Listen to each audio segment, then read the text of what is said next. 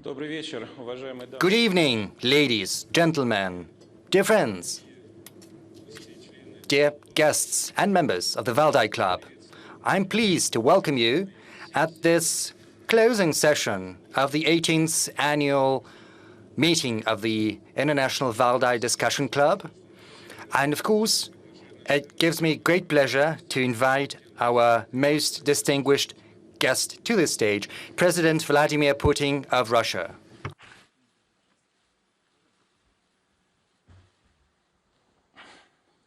Good evening, Mr. President. We're very glad to have you once again and to see you in person, because last year, due to the consequences all too well known to you, we had a very good conversation, but remotely right now, life is getting back on track. This year, our session has been very interesting, very energetic and vibrant. I think people miss live discussions about relevant issues of today, and we didn't expect that.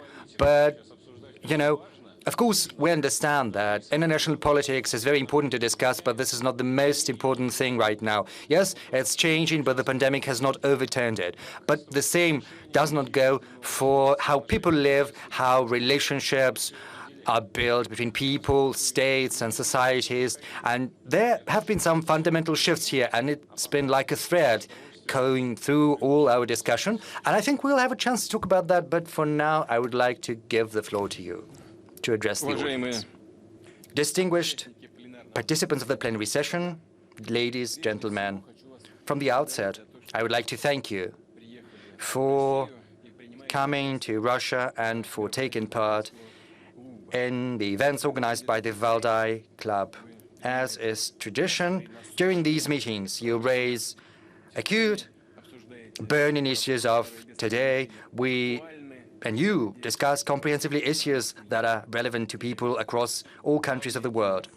This year, the forum's main theme has been formulated very straightforward, bluntly even: global shake-up, 2021, the individual values and the state. Indeed, we live in the time of fundamental shifts, and as is tradition, if you'll permit me, I will speak and share my views on the agenda that you have formulated. These words live during the times of change. It seems somewhat trivial because we cite it so often, but this era goes back quite some time, and this state of fluidity has become something customary. So do we need to emphasize that or not? And I think that I agree with those who've come up with this agenda for this year's forum. I think it's worth doing that. Over the recent decades, many people have quoted the Chinese proverb: the Chinese people is very wise, they have great thinkers and great valuable thoughts we have to keep in mind. And one of them is, God forbid that we should live in the time of change. And we live during these times of change, whether we want that or not. And these changes are becoming increasingly fundamental, increasingly tectonic. And let's cite another thing coming to us from China, another piece of wisdom. The word crisis in Chinese, I think there are many people from China here, and if I'm wrong, they will correct me, but as far as I understand, crisis in Chinese consists of two hieroglyphics. The one stands for danger and the other for opportunity. And we say in Russia, you've got to be clever about fighting the difficulties, and when you fight the danger, you've got to use your experience. And we have to realize the danger that we are up against, and we have to oppose it. And there are different dangers, and they are multifaceted. And there is another component to the crisis, namely opportunities, opportunities that are not to be missed, that have to be seized. Especially because this crisis we are up against is of a conceptual nature, of civilizational nature. It is a crisis of approaches, of principles that underlie the very existence of humanity on Earth. And one way or another, we will have to have a very serious think about all of that. And we need to understand what we have to renounce, what we have to revisit, what we have to adjust. And I'm confident that genuine values have to be fought for, and we've got to defend them with everything we've got. Humanity has entered into a new era, and it happened more than 3 decades ago when the main conditions were in place to put an end to the military, political, and ideological confrontation. I think you've talked about that, and our foreign minister spoke about these themes too, but some things I will have to reiterate. Back then, a quest was started for a new balance, a new equilibrium, new conditions in social, political, economic, cultural, and military fields. There was a search for a foundation for a new world system. So far, we failed to grasp it. And those who felt that they were victors after the Cold War, and we said that on many occasions, and they felt after climbing the Olympus that they were losing the feet, the ground under their feet. And however beautiful the moment was, even you say, linger on, the art so fair, you cannot make it stop and linger. And this changeability is ever present, this transit is never ceasing, and it seems we should have adapted to it, but so far we failed to do that. And this transformation that we see is of a different magnitude than the ones humanity faced in the past. It's not just a shift in the balance of power or scientific and technological breakthrough, even though these things are happening right now. What we encounter right now is systemic changes that go in parallel in all directions, in all dimensions. The geological, the geophysical state of our planet is changing, and we have increasingly paradoxical interpretations of humanity is and what its raison d'etre is. Let's have a look around. Let me share some thoughts with you, thoughts that I cherish. First, the deformation, the degradation of climate and the environment are so evident that even the most careless people and laymen cannot simply dismiss them. We could have scientific discussions about the mechanisms behind these processes, but we see that these processes are deteriorating and something has to be done about it. Natural catastrophes such as droughts, floods, hurricanes, and tsunami have become all but a norm. Suffice it to remember the tragic, devastating floods in Europe this summer, or the wildfires in Siberia, but elsewhere too. We saw the wildfires in Turkey, in the US, and in the American continent.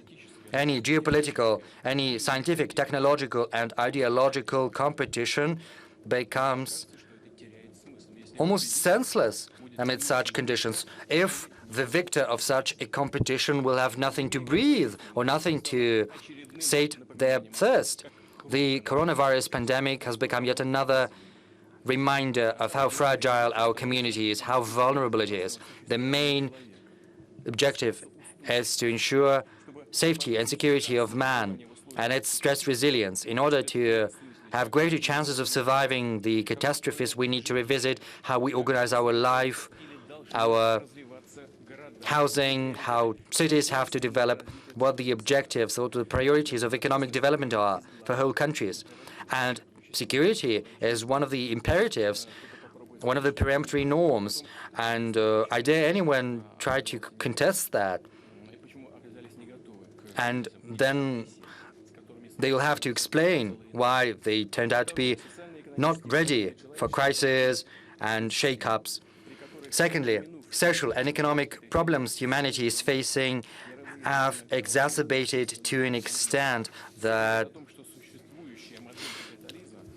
right now we see terrible consequences. And right now everyone says that the current capitalism model, which underlies social structure in the overwhelming majority of countries, has run its course, and there is no escaping the entanglement of controversies within the current model. Even in the richest countries and regions, we see a growing inequality of material benefits and also inequality of opportunities within societies and at the international level too. I spoke about this most important challenge when I spoke at the Davos Forum earlier this year. And of course, All of these issues are fraught with deep social rifts. And a number of countries and a number of regions, people are facing a crisis of food. We'll probably get back to that, but there are grounds to believe that this crisis is only going to exacerbate, and it can take extreme forms. There is also the lack of potable water and electricity, and I think we'll get back to that as well, let alone such issues as poverty, high level of unemployment, as well as lack of proper health care.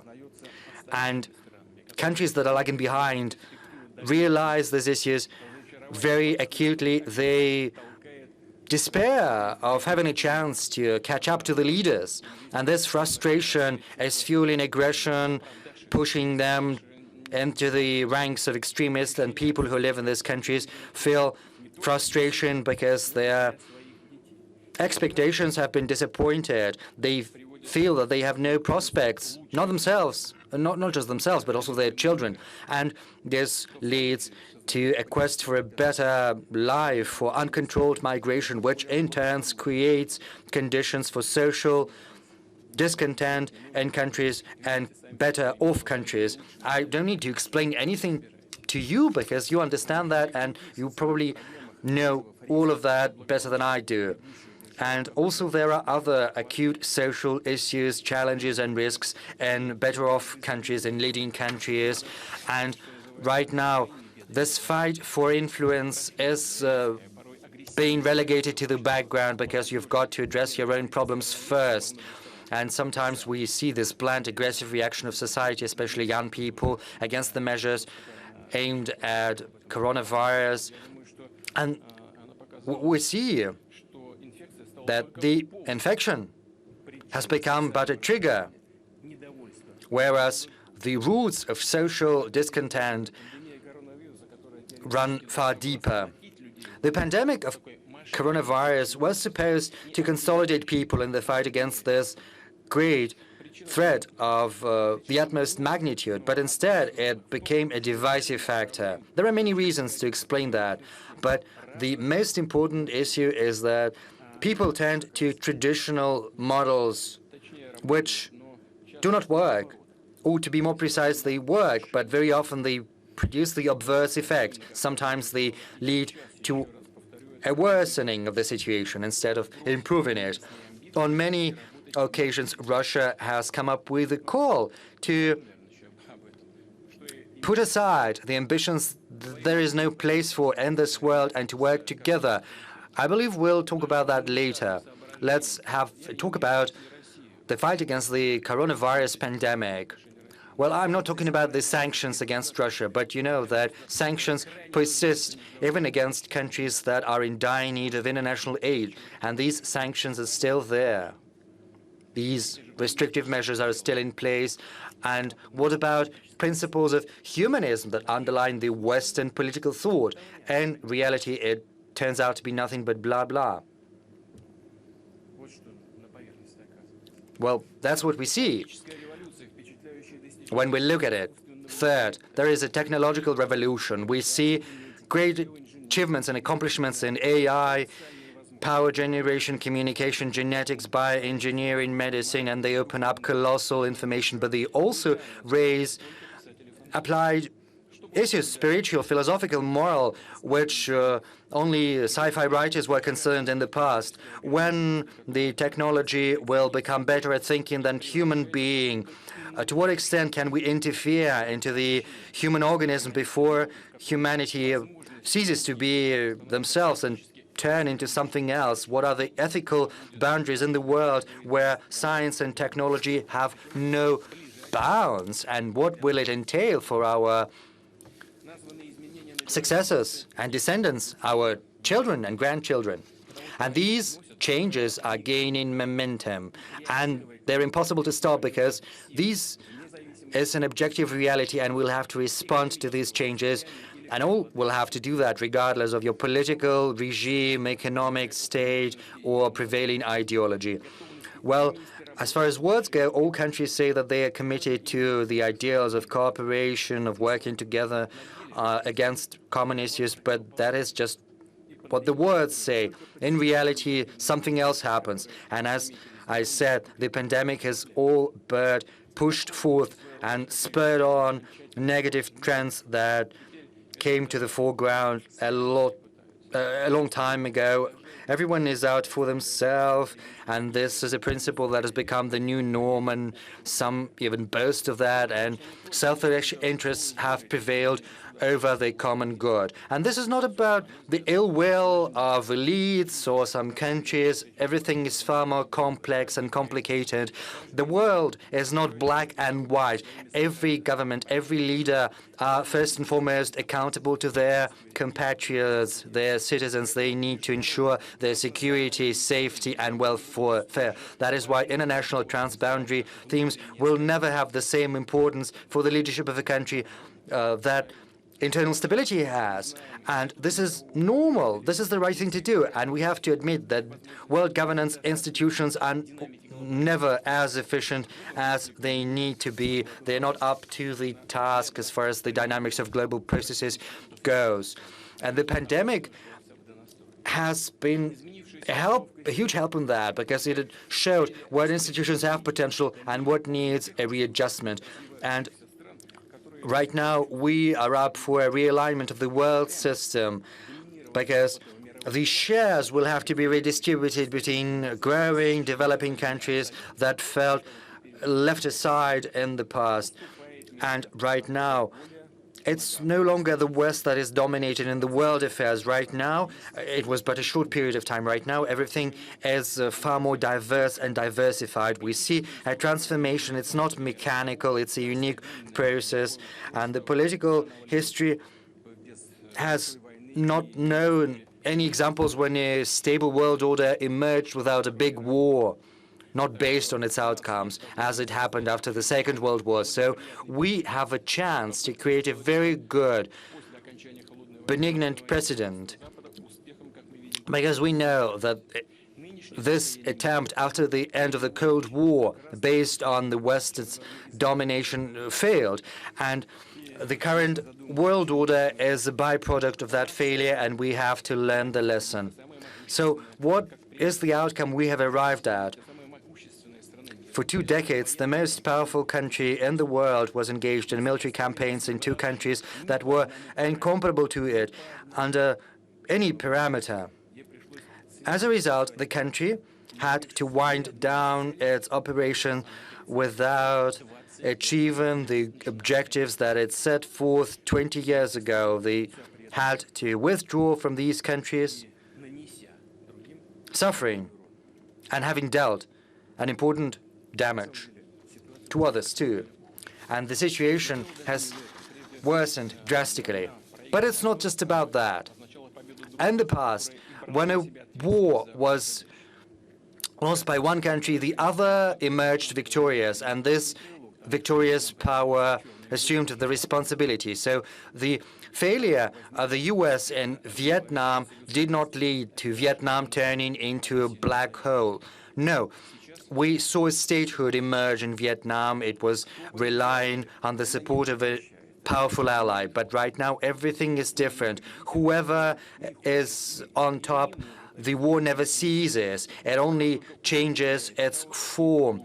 And the alleged victor either doesn't want or simply cannot ensure peace building, peace rehabilitation. It only exacerbates the chaos and leaves vacuum. That is very dangerous. Colleagues, what are the starting points for this complicated process for the world realignment? Let me just succinctly share these thoughts with you. First, the coronavirus pandemic has showed that only a state can act as an element that gives structure to the world order. And the recent developments have shown that the attempts of global digital platforms, however powerful they are, we see testimonies to that. So these attempts to usurp political or state functions have failed. These are nothing but ephemeral attempts. And even the U.S. has shown the place to the masters of these digital platforms, and the same is happening in Europe. If you look at the fines against these companies, if you see the measures undertaken to demonopolize the market. You know about that. Over the last decades, many have been putting forth loud concepts proclaiming the outdatedness of the role of states. It was said that amid globalization, national boundaries became an anachronism, whereas a sovereignty was a barrier to prosperity. But you know, I said that, and I would like to say that once again. It was said by those who relied on their competitive edges and wanted to open up borders of our countries. But when it turns out that there are others who can be more successful, these forces get back to shutting down their borders and closing them off to others. They are building walls. Don't we see that? Everyone says that, and everyone understands what's happening perfectly. And there is, no point in contesting that fact. It's evident. But when there was talk about the need to open up the borders, we saw that the development took a different turn, because only a sovereign state can efficiently respond to the challenges of time and to the requests of its citizens. And that is why a working international order has to take into account the interests and opportunities and capabilities of countries, instead of trying to say that it should not be the case. And of course, no one should try to obtrude anything on others, be that principles of social and political regime or values that are proclaimed as universals. Because when we see a true crisis, there is only one universal value, and that is the value of human life. And how to protect that? Every state gives a response of its own based on its capabilities, culture, and tradition. And let me say a couple of words about the danger and the magnitude of the pandemic. As we know, the pandemic has claimed so far the lives of more than 4,900,000 people. These are terrible figures that are superior to military losses of the countries that participated in the First World War. Another thing I would like to say is that the magnitude of changes is requiring that we all should be cautious, at least out of self-preservation, because quality shifts in technology, drastic changes in the environment, the overturning of the traditional regime do not mean that society and state have to respond in a drastic manner. We know in Russia all too well, from experience, unfortunately, multiple experiences, that it's easier to destroy than to build. A little more than 100 years ago, Russia was undergoing through difficult times because of the First World War, but these problems were not bigger than those other countries were experiencing. Maybe those problems were not as acute as in other countries, and Russia was capable of overcoming these problems. But unfortunately, the revolutionary changes led to a collapse, to a disintegration of a big country. And the same story happened 30 years ago when a potentially powerful power did not embark on the path of necessary flexible transformations that were required. As a result, it fell victim to dogmatists of different kinds, reactionaries and progressionists. Everyone did their part. And this gives us a grounds to say that revolution is not a way out of a crisis. On the contrary, the revolution only exacerbates crises. Not a single revolution was ever worth the loss that it dealt, the blow, the damage that it dealt to human potential. Now the world is becoming very fragile, and we need a pillar, a foundation, moral, ethical, value foundation. And values are a byproduct of cultural and historical development of every country, of every nation. And this intertwining of nations enriches those values, allows us a chance to look at a different angle at our own tradition. But this process has to be organic. It should never be rapid, because everything that is alien will be dismissed, and abruptly any attempts at a value diktat can create the result that is adverse to the desirable one. we see with bemusement the processes unfolding in countries that have grown accustomed to viewing themselves as the flagships of progress.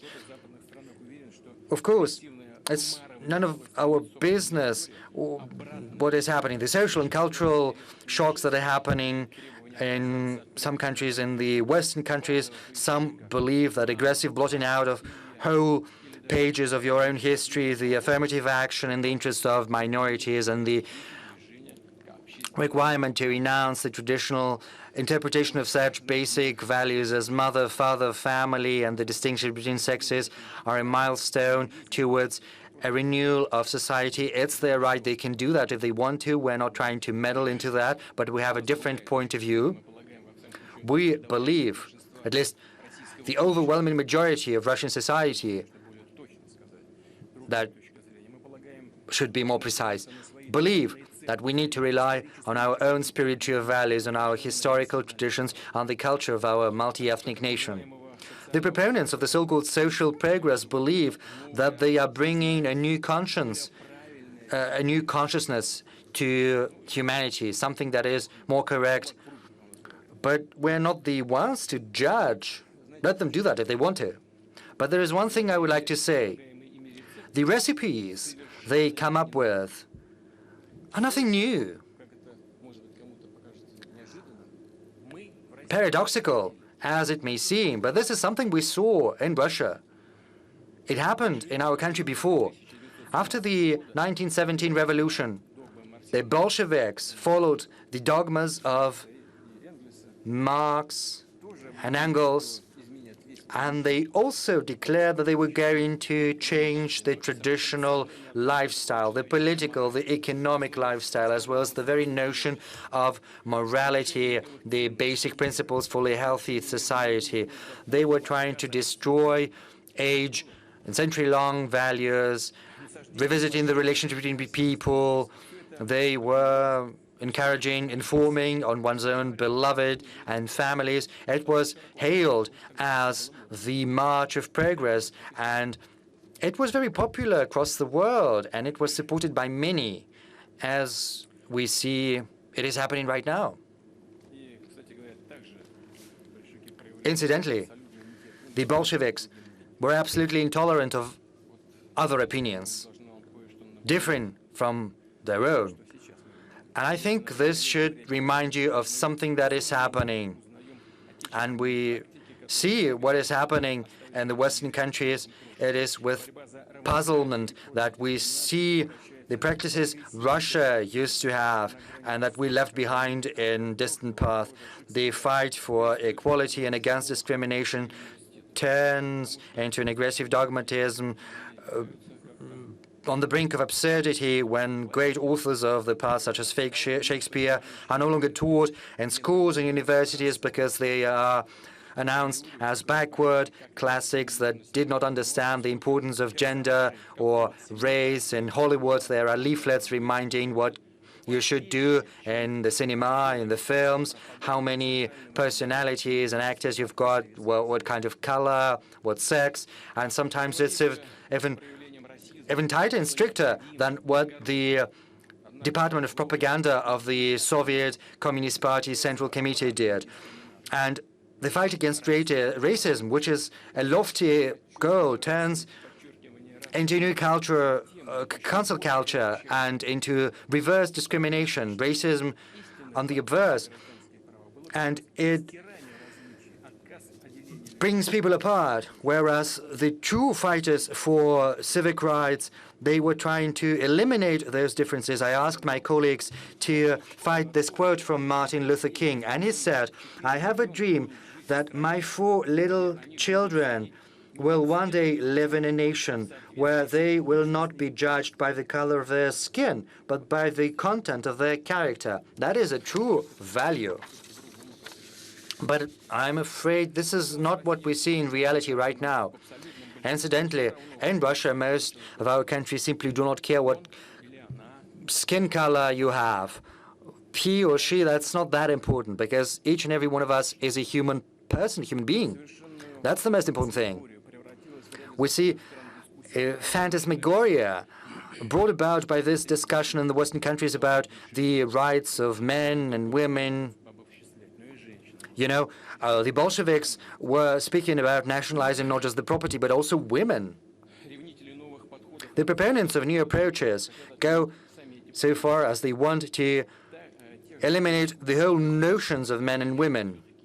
And those who dare say that men and women exist, and this is a biological fact, they are all but banished. Parent number one, parent number two, or the parent that has given birth, or instead of breast milk, you say human milk. And you say all of that so that people who are not sure of their sex or gender are not unhappy. And I would like to say that this is not something new. In the 1920s, the Soviet Kulturträger came up with the so-called newspeak, and they thought that thereby they were building a new consciousness and coming up with new values. And they went so far that we feel the consequences up until now. There are some monstrous things when, from a very young age, you teach to children that a boy can easily become a girl, and you impose on them this selection, this choice. You push the parents aside and make the child take these decisions that can destroy their lives. And if we call the spade a spade, this is nigh to a crime against humanity, and all of that under the banner of progress. Well, some people just want to do that. In the past, I said that when formulating our approaches, we will be guided by the ideology of healthy conservatism, as it happened several years ago when the situation and the world arena was not as tense as it is right now, but the clouds were already on the horizon. And right now, the world is undergoing through structural shifts. And right now, this healthy, sensible conservatism as a political course has become increasingly important, especially amid the growing number of risks and dangers and the fragility of reality around us. The conservative approach is not reactionary. It's not fear of any change. It's not trying to preserve the status quo. It's about relying on time-tested tradition, on preserving and multiplying our legacy, our heirloom, and also realism in assessing yourself and others. This is about an accurate system of priorities, understanding what's necessary and what's possible. It's about rejection of extremism as a method of work. And we do not know when this world realignment will end. And until it ends, until the world realigns, we have to stick to this conservatism. Because we have to remember this medical principle, do no harm, noli nocere, as it goes in Latin. And we believe this is the most sensible choice so far. And I would like to say that for Russia, these are not just theoretical constructs. These are lessons that we learned from our tragic history. We know that the price of social experimentation sometimes is too high, it's exorbitant. These social experiments can destroy material and spiritual pillars of human existence, leaving nothing but moral ruins that can give ground to no new construction. And last but not least, without a close international cooperation, it's impossible to address the most acute problems. And we've got to be realists. We know that most beautiful slogans about the global solution to global issues that we've listened to since the 20th century, they will never come to pass because such global solutions require such a big transfer of sovereign rights of states and nations to supranational structures that I do not think anyone is willing to go that far. And besides, politicians are accountable not to global community, which is a very vague concept, but to their citizens, to their voters. But this does not mean that we cannot somewhat limit ourselves to give a global response to universal challenges, because a global challenge is a challenge to everyone and to all at once. And of course, if everyone sees that they will benefit from cooperation and working together to overcome these challenges, everyone is going to be willing to do that. And to stimulate that, we could probably come up with a roster of challenges and dangers under the UN auspices for concrete countries and for potential consequences. And we need to engage experts from different countries and from different scientific disciplines to participate in this process, in this drafting, and you in particular, distinguished colleagues. We believe that such a roadmap could encourage many countries to have a new look at world problems and to see what kind of benefit they stand to get from this cooperation. I mentioned the issues of international institutions. Unfortunately, this fact is becoming increasingly obvious. A reform or abolishment of a number of these organizations are on the agenda, but the most important institution is the UN, and it still remains a peremptory value. I believe that amid the turbulence of today's world, the UN is the carrier of this healthy conservatism in international relations that we need to normalize the situation. The organization is often criticized because it is not fast enough to adapt to ever-changing circumstances. Well, it's justified to an extent, but the blame is not on the organization itself, but also on its participants. This is an international structure that carries norms and the very spirit of norm production. It's based on equality. It takes into account the opinion of each and everyone, and we need to create and preserve this heritage. Yes, we've got to reform the organization, but we should not throw away the baby out with the bathwater. And on many occasions, I spoke from a high podium and from Valdai too, because Valdai is a very authoritative platform, colleagues. We have to recognize that. And I spoke many times, and the problems are piling up. They become increasingly explosive, so we need to work together. So once again, I would like to take this opportunity to say that we are willing, we are ready to work together to address the most acute common issues. Distinguished colleagues, the changes that we've spoken today and that we discussed before this plenary session concern all nations, all peoples, and Russia is no exception. Just as the rest of us, we are searching for a response, a solution to the most acute challenges of today. And there are no ready-made recipes, but I'll go as far as to say that our country has a competitive edge. And that competitive edge consists in our historic experience. And I spoke about that on many occasions throughout my today's remarks. And I had to remind you of many negative lessons that we learned in the past. But our country has come up with a collective immunity to extremism that leads to shocks, social and political collapses. People highly value stability as well as a chance to develop steadily. They like this confidence that their plans, their hopes will not come down crashing because of careless aspirations of a new batch of revolutionaries. We still remember all too well what happened 3 decades ago and how long it took us to climb out of this hole that we found ourselves in after the dissolution of the USSR. And our conservatism is that of optimists, and we believe that a steady, stable development is possible. But of course, it comes down to us, to our own efforts, and we are willing to work with our partners for these lofty ideas. I would like to thank all the participants once again, and as is tradition, I will be glad to take your questions. Well, I'll try to answer your questions. Thank you.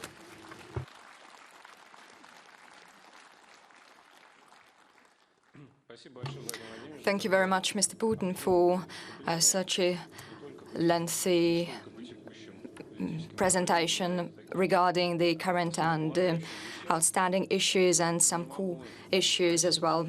I cannot but ask you, in the wake of your words, on several times you've said about the historical experience, conservatism, healthy conservatism and traditions.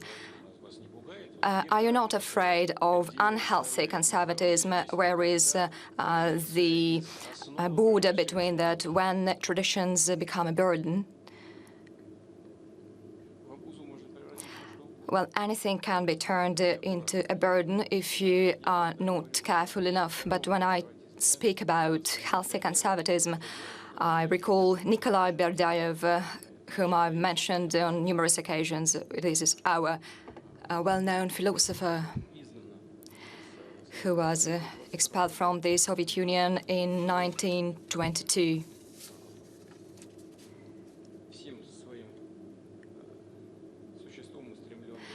He strived into the future. He stood for conservatism as well, and probably I will not quote him fully, but conservatism is not that something that allows us to move forward, but this is something that prevents from moving backwards to chaos. If this is how we will view conservatism, this will help us think about the development and move forward. If we speak about traditions and traditional values, which is the topic that you broach quite often, so you suggest that traditional values should be something that bring the world together, but traditions are unique. How can we come close based on similar traditions? Well, you know, there is indeed identity and uniqueness. Different peoples feature that, but there is something that brings us together. We are all human beings and we want to live, and this value is absolute. And the same is true for the family values, because this is about the continuation. Do we want to live? Do we want to exist or not? If we don't, well, okay. It is very important to adapt the value, to adopt children, but for a child to be adopted, someone should give birth to him or her. This is the second very important value, and there are many others. You are very intelligent people here, so you understand it very well. So based on these common values, we should build something that we can work on. Okay, good. You said quite a strong phrase that the current capitalism has exhausted itself. Many people think like that as well, but you turn to the deplorable experience of the 20th century, and we rejected capitalism, but it led us to no good. So where are we moving from that capitalist scheme? Well, I have already said that there are no ready recipes. So what we can see now at energy markets, for example, this is actually the manifestation of the capitalism which does not work. The market can regulate itself, but, well, 1,500 US dollars for 1,000 cubic meter of gas. How can it regulate itself? When everything is stable, when everything is fine, almost all economies of the world, the participants of economic activities require more freedoms and states less participation in the economy, but only when actors face difficulties, global difficulties, everyone asks for the states to interfere. I can remember it very well when in 2008, 2009, when we faced the global financial crisis.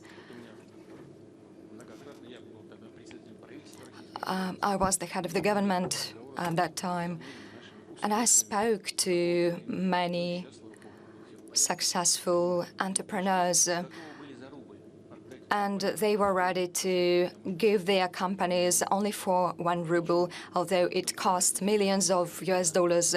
Why was that? They had to assume responsibility for the future of their enterprises, and it was easier for them to retain what they had already got, but shift responsibility onto others. And then we agreed that the state will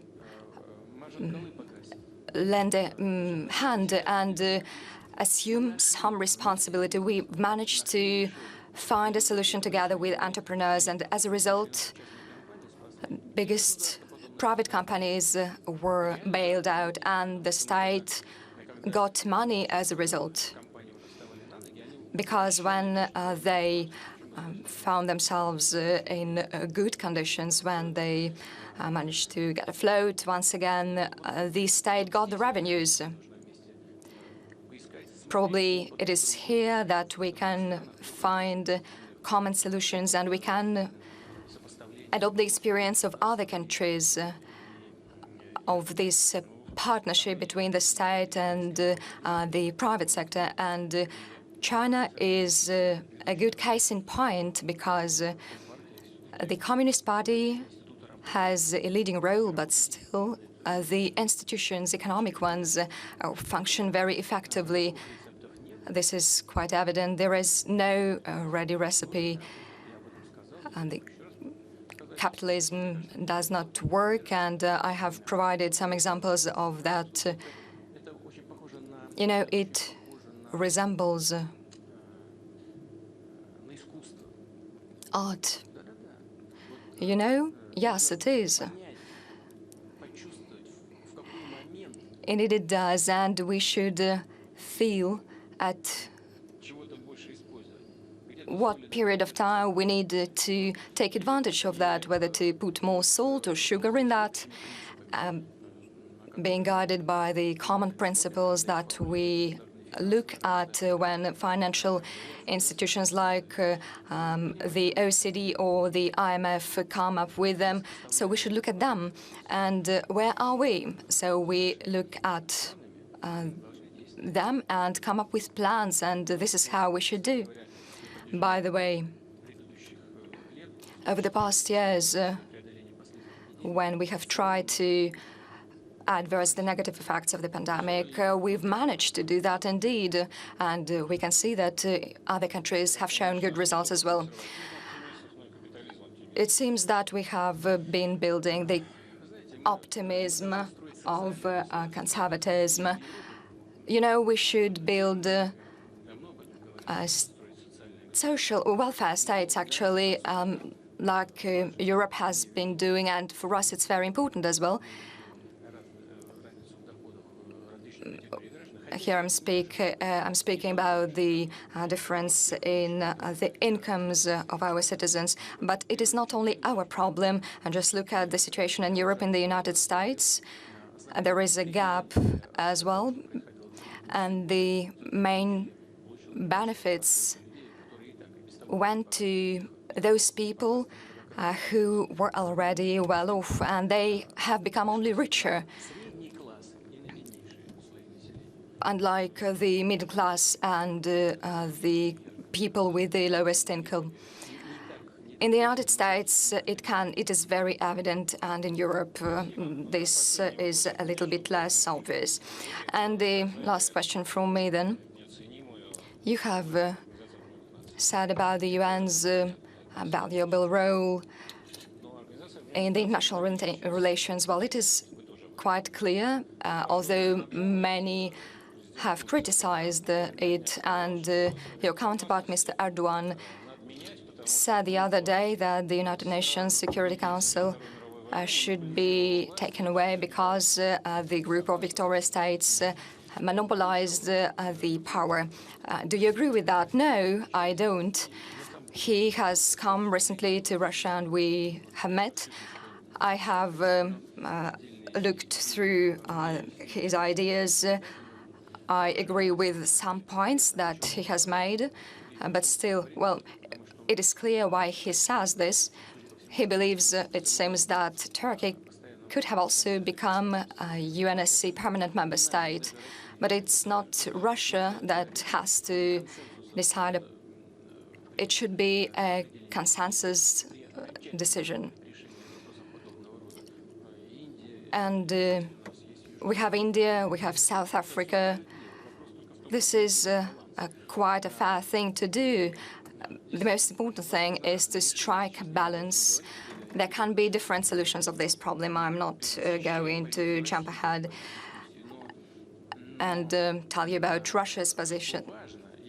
But what is important here, and I have pointed this out in my introductory remarks, and I said that to Mr. Erdogan, well, if we destroy the veto right, the United Nations would die the same day. It would turn into the League of Nations. This will be just the venue for a discussion. It will be Valdai Club number 2. But the Valdai Club number 1 is here, and Valdai Club number 2 will be in New York. Well, we are ready to reply, said, yeah. Well, this is the point, actually. We do not want to change anything. Well, we do need to change, but we do not want to destroy the foundation. This is actually the basis of the UN. There are 5 permanent member states having veto rights in the United Nations Security Council. There are other states which are non-permanent members, but we should think about making the organization more balanced, because indeed it is true. And in this, Mr. Erdogan is right.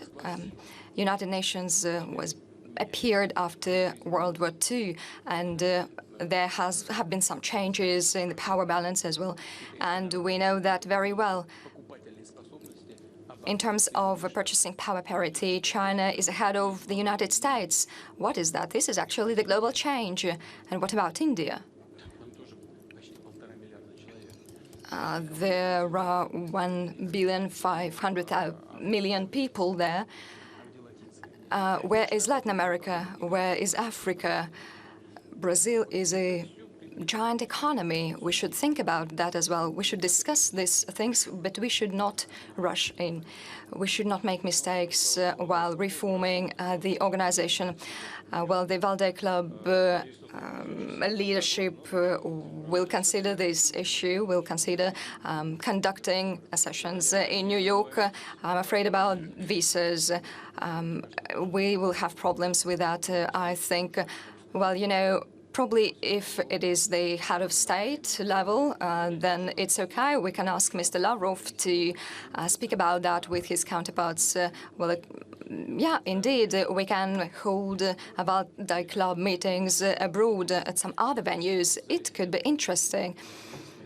There are well-known, famous analysts, experts here coming from different countries, so we can involve others who could join these discussions in the hosting country. I think it's very good. So we have a goal ahead of us. So, dear friends, feel free to ask questions. Is it a goal? Well, it's not a goal, it's an opportunity. It's just like a crisis. Could you please take your mic? Mr. Putin, I would like to quote your words. You said that Russia should draw upon the Russian values. This is what we said at the Valdai Club meeting yesterday. I would like to ask you which Russian anthropologists, ethnologists, and writers are closest to you, so that we would be able to understand what values you have stuck to. You know, I do not want to say that it's, for example, Ivan Ilyin. Yes, I do read his books.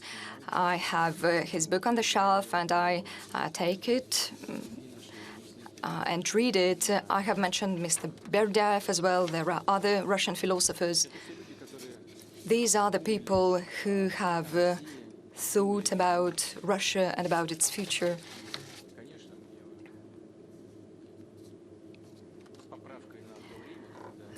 We should take into account the time when they worked. But still, I'm very interested in what they thought and the way of thinking. There is a well-known idea of passionality of nations. This is quite interesting. We can argue about that, and the dispute is still going on.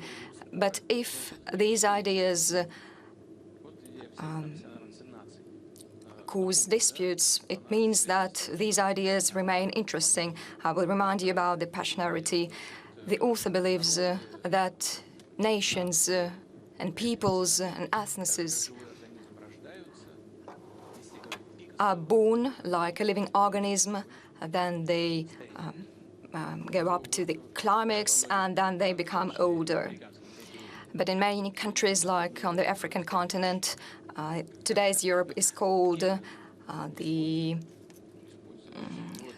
continent that is becoming old. Is it true or not? It is hard to say, but the idea that inside a nation there should be a driver for development, a will to develop, and I believe it has some grounds and some basis for existence. And we can see that some countries are developing very fast, improving, although there are some outstanding issues. It's like a volcano, like on that Spanish islands with lava going up, and there are other volcanoes that have already died with only birds singing above.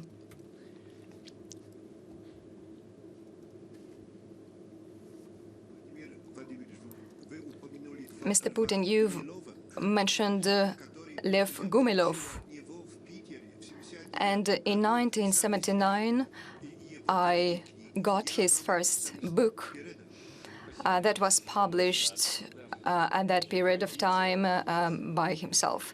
Yes, indeed, that was a tradition. So, dear friends, please introduce yourself and you take the floor. Alexei Miller.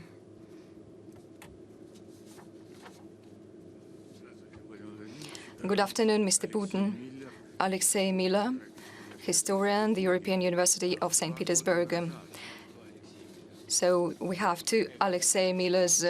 This is how rich Russia is.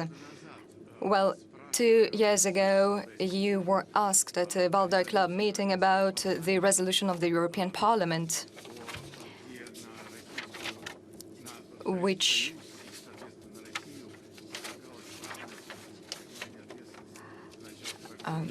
said that Russia and the Soviet Union had the same responsibility for the breakout of the Second World War, like the fascist Germany, and you have flagged up that on numerous occasions. And when you unveiled the monument to the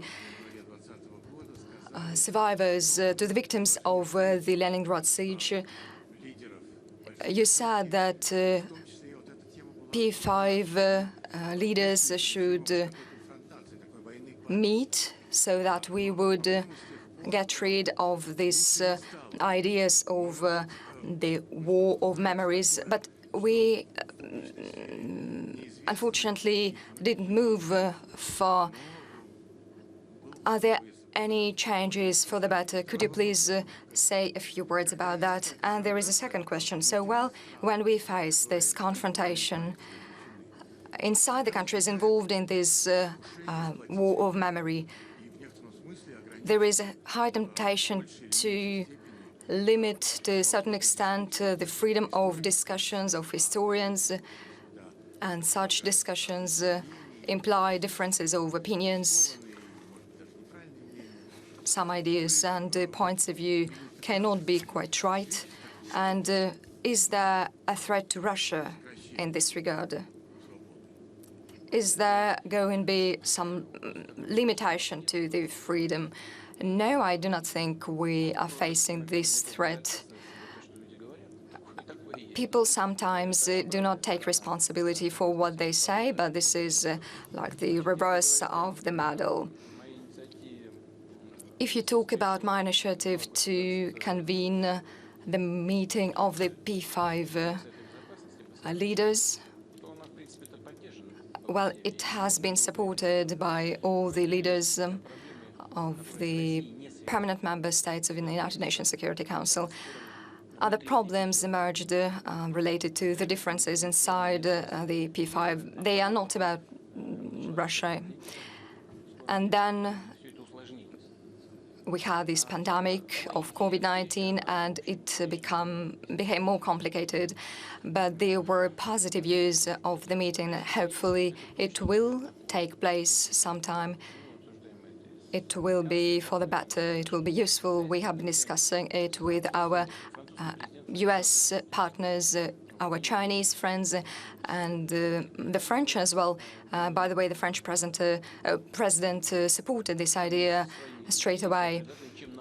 And the United Kingdom as well. There are ideas about the content, the details of the meeting, but the idea has been supported by and large. And hopefully we will hold the meeting if everything is fine. As for the historical memory in general and the historical memory related to World War II, you know, I'm ready to speak about that myself and provide reasoning. We have some claims against the leaders of the country that existed since 1917 to 1990, but we should not liken the Nazis and communists ahead of World War II and divide responsibility in a 50-50 basis. It is a lie, and I'm saying this not just because I'm a Russian and I'm the leader of Russia, and Russia is a successor to the Soviet Union.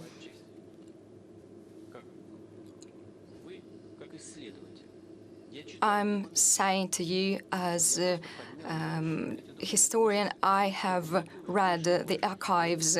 We have been publishing many of documents of those times, and when I read, I changed my views about that.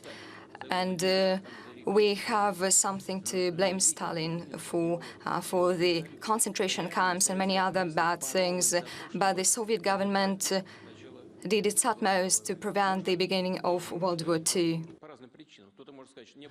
And some would say that they were not ready for that, and that is why they were trying to prevent it from happening. But they did try. They were also fighting for preserving Czechoslovakia, and they are also raising the issue of protecting the country's sovereignty. It's no secret. You know, we're opening up the archives right now, and we read about the reaction of France to the then developments, in particular with regard to the Munich meeting with Hitler, when the leading European politicians met with him in 1938. When you read that, you see, of course, attempts at distorting the events can happen, they always happen, but you need to read the documents in order to make an informed decision. There are discussions about what happened in 1939, and when you say, just look at what happened a little before that, you participated in the partitioning of Czechoslovakia together with the Germans. You were the ones who set the spark to the powder keg.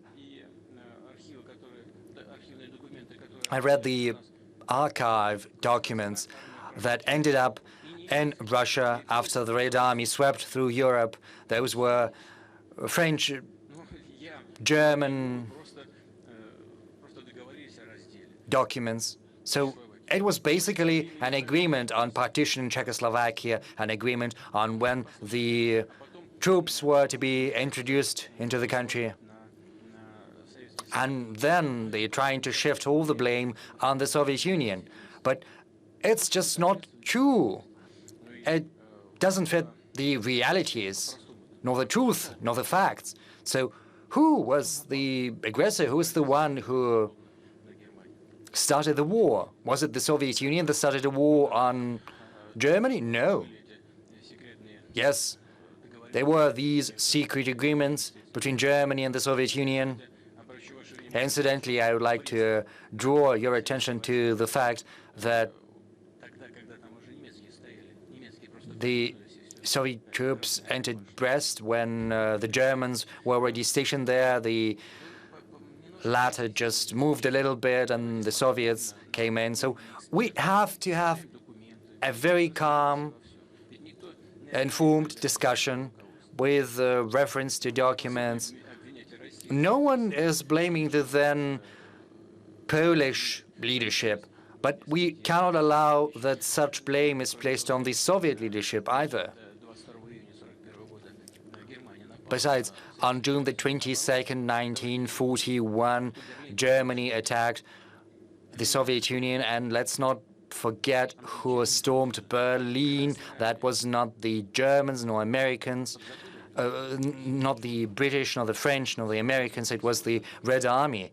And no one should forget about that, and it's an undeniable fact. 1,100,000 people died around Stalingrad. The UK losses stood at 400,000, less than 500,000 in the US. 80% of the Wehrmacht was destroyed by the Red Army of the Soviet Union. Did you forget about that? Well, no. No one forgot anything. It's just there are some who are trying to use these developments of the past, the events of the past, to address the short-term issues of today. And this is bad, because such manipulation of history never leads to anything good. Well, at least it never leads to mutual understanding. Yes, Arietta Moscatelli, please. Arietta Moscatelli, Italy. Thank you very much for this meeting. You said that it's 30 years since the disintegration of the Soviet Union, and there's been a lot of talk about the so-called Homo Sovieticus, whether such a man, such a human, existed. So my question is, do you think there was this Homo Sovieticus? Does it exist in reality? Do you think Russia has entirely overcome the Soviet social experience? And if you don't mind, I would like to ask you, what remains as a legacy from the Soviet time in your life?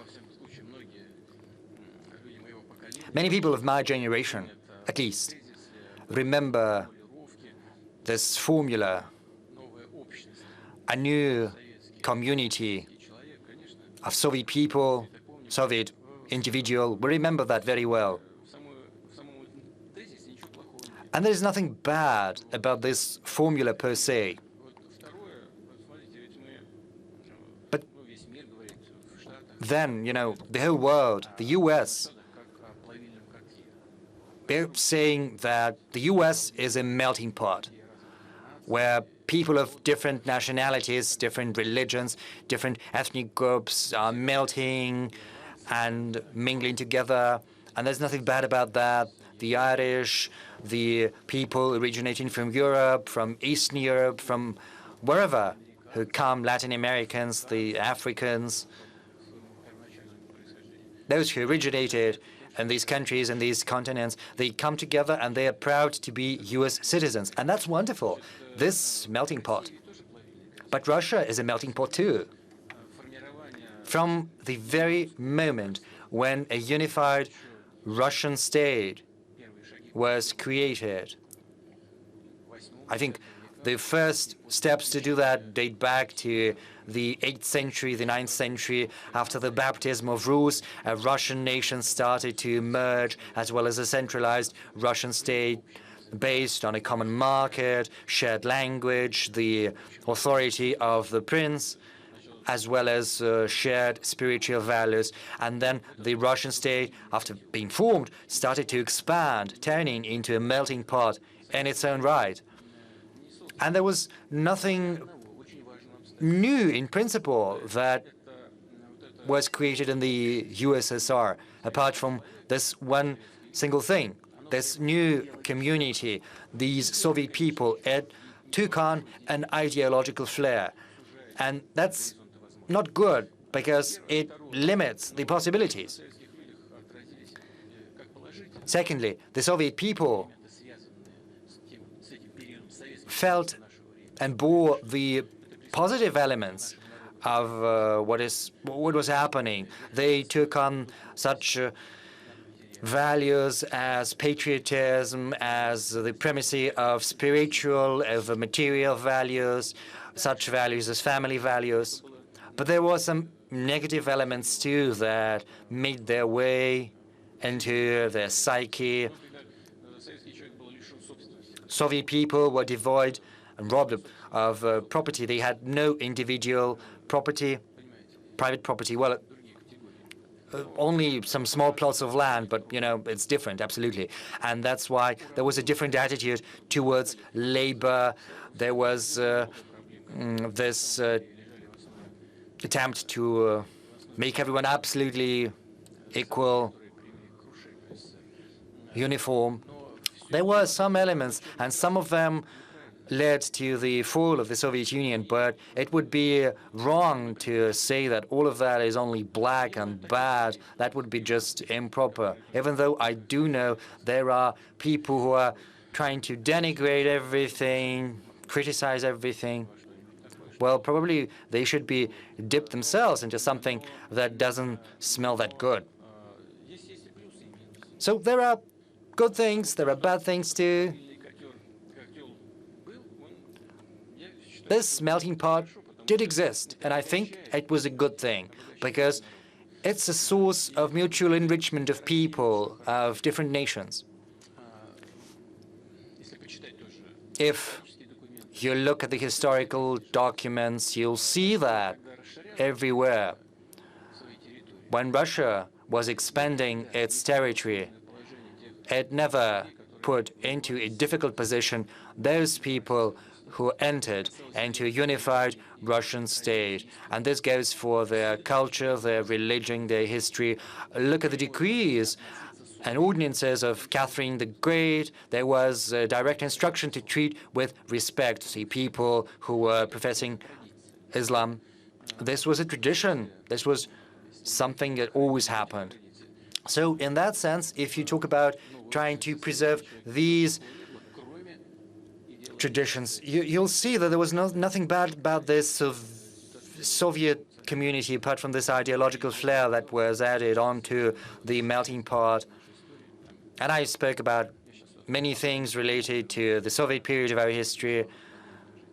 So I don't think we need to get stuck on that. But just as the overwhelming majority of people of my generation, we saw the problems that existed during that Soviet period, but we saw the positive things too, and we should keep that in mind. Well, I graduated from a university. Even though I came from a family of rank-and-file workers, I got a very good education from this Leningrad State University. It was a good thing. There were mechanisms that acted as social lifts, education in particular. And during that time,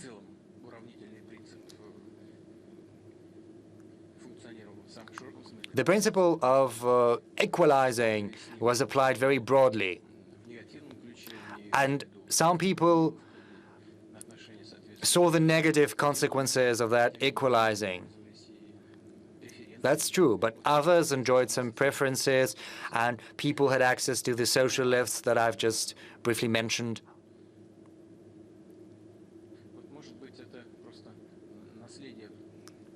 Maybe this is the legacy of preceding generation. Maybe this is something that was cultivated in the Soviet Union. I just remembered my family. They were very simple people, but they never spoke in slogans.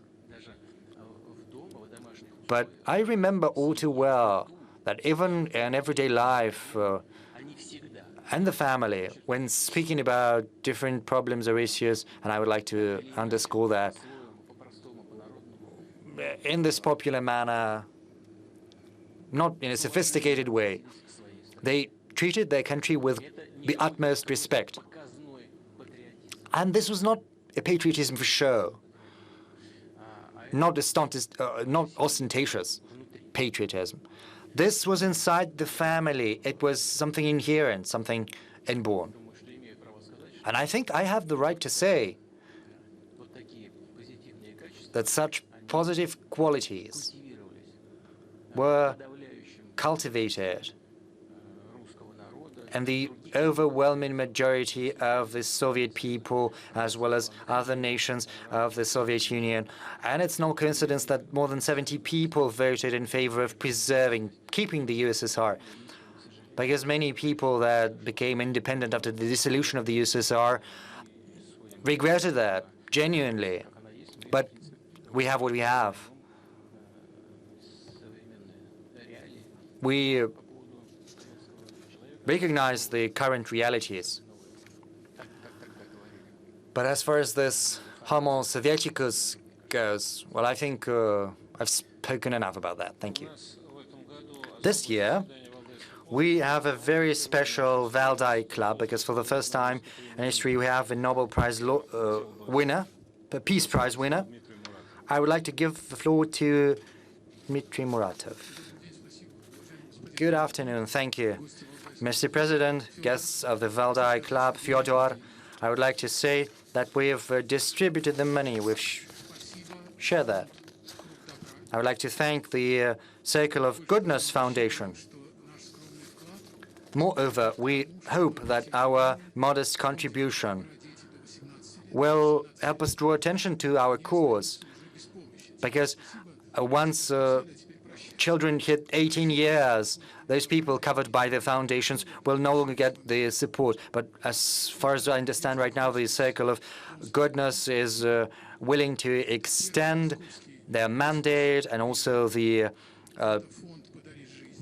House with Lighthouse, Viera Hospice, Give a Life Foundation, as well as Anna Politkovskaya Foundation, and another fund helping the media. And that's it. So we've distributed the money among these institutions.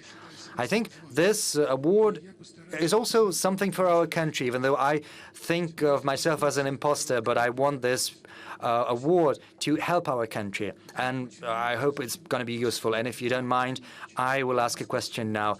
I listened very carefully to what you said, Mr. President. During the Russian Energy Week, you spoke about the foreign agents. You said that Russia was not the first to adopt such a law, that the U.S. adopted such a law in the 1930s. But it doesn't mean that Russia has to adopt every law that the U.S. adopts. So my question still stands for these foreign agents. There are dozens of human rights defenders who were included into this register, and it also applies to hundreds of thousands of people who read those journalists and defenders. So I think this is a very grave matter. You've just mentioned the Leningrad State University, and I would like to tell you that your education will give us a chance to understand one another, because this law has no resort to court. You are dubbed a foreign agent, and there is no adversarial justice. There is just a stigma. There's no argument between two parties. And it's a stigma, you know, like the stigma that was put on the shoulder of my lady in Three Musketeers, you know, but when she was executed, they read out the sentence to her before she was beheaded. But we do not have this luxury. As far as this law concerned, we do not have even a warning that starting from tomorrow you will become a foreign agent, and many treat foreign agents as enemies of the people.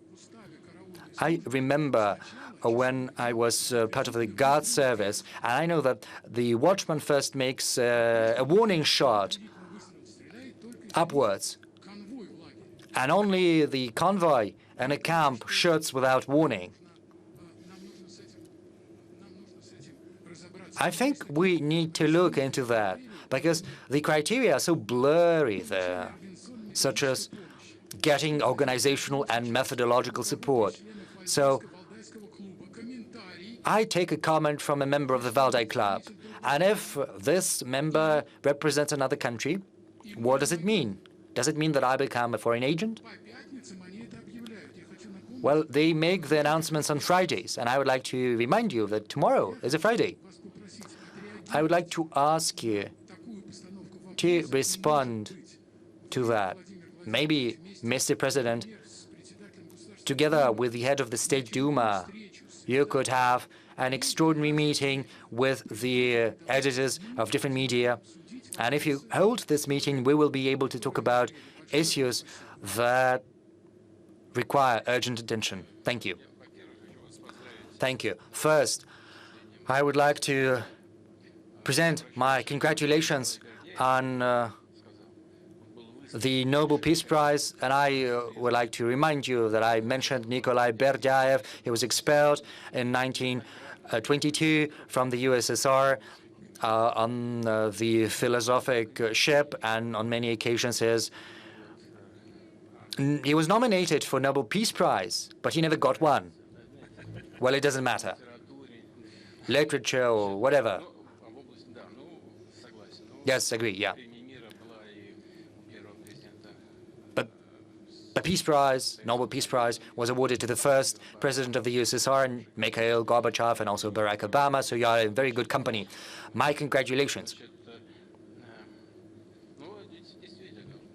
Well, indeed. You've just spoken about this hospice. I would give the Nobel Prize to you just for this single thing, because you are doing a noble work. The Circle of Goodness Foundation too. Your concern about foreign agents. I'm not going to try to evade the subject. You said, well, yeah, just first, the American law. Do we need to copy everything from the Americans? No, we don't need to copy everything. Not everything. But we've got many liberal people in Russia who say that we need to copy almost everything. But I agree with you, we don't need to copy everything. Second, you said that this decision is made out of court. And the same happens in the US. You simply call to the Department of Justice and just ask your colleagues how it happens. You know, it's brutal. Sometimes it goes as far as to criminal responsibility, criminal proceedings. And it's not the position of this or that media or person. This law does not bar you from having an opinion of your own on this or that issue. This law is only related to getting financial support from abroad if you are engaged in internal political activities. That's how it goes. But even this law does not prevent you from engaging further in internal political activity, but you simply have to declare where the money comes from. Russian society has to know that this person has this or this position, his attitude towards internal political processes is this or this, and he or she gets money from abroad. And this is the right. Russian society is entitled to know that, and this is where it comes from, all of this. So when you said that there is no ruling of court, well, it's like this, but you've mentioned My Lady who was beheaded, but we are not beheading anyone. This is not how it works here. But you are right in one thing, and I'm not going to argue with you on that because it's true. Well, probably once again we will look into these vague criteria. Quite often it happens, and by the way, my acquaintances told me about that, who were engaged in charity activities.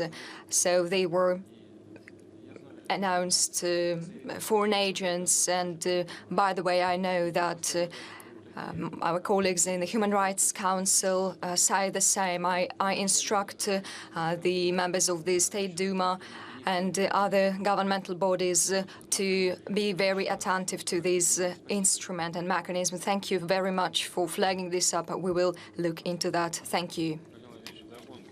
Mr. Putin, a follow-up question. Are you not afraid of any excess? No, I am not afraid. So then we are. Well, you former KGB officers, well, you know them very well. Well, I do not know every one of them. When I was a director, I called our operatives and I read the dossiers myself, but I'm not working with this now. Well, their psychology is understandable. The ideas are very, very understandable. It's better to overdo than not to do enough. Are we going to be engaged in some blanket accusing different companies of getting money from abroad? Is it going to be indiscriminate? No, it's not going to be like that. And it seems to me that I have explained it in detail. So we have a foreign agent here. It's Margarita Simonyan. Could you share your experience, please? Yes, we have been foreign agents for many years, and I have received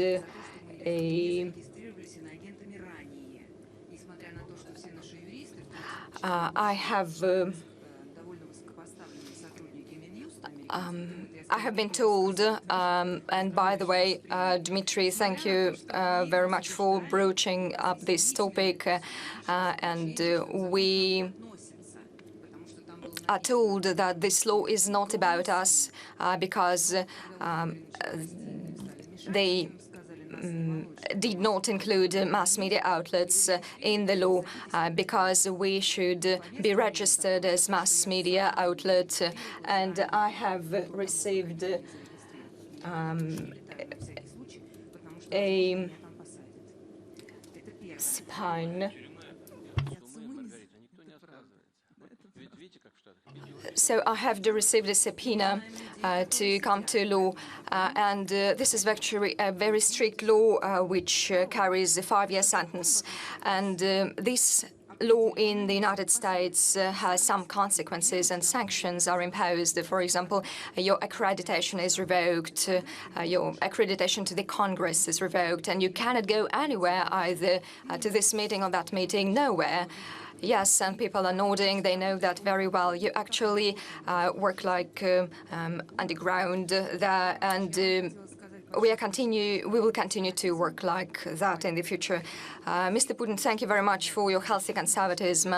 I am a mother of 3 children. I'm afraid of the situation when my child will be able to choose a gender, sex, and she will be told that she is a human being who will feed her children with human milk.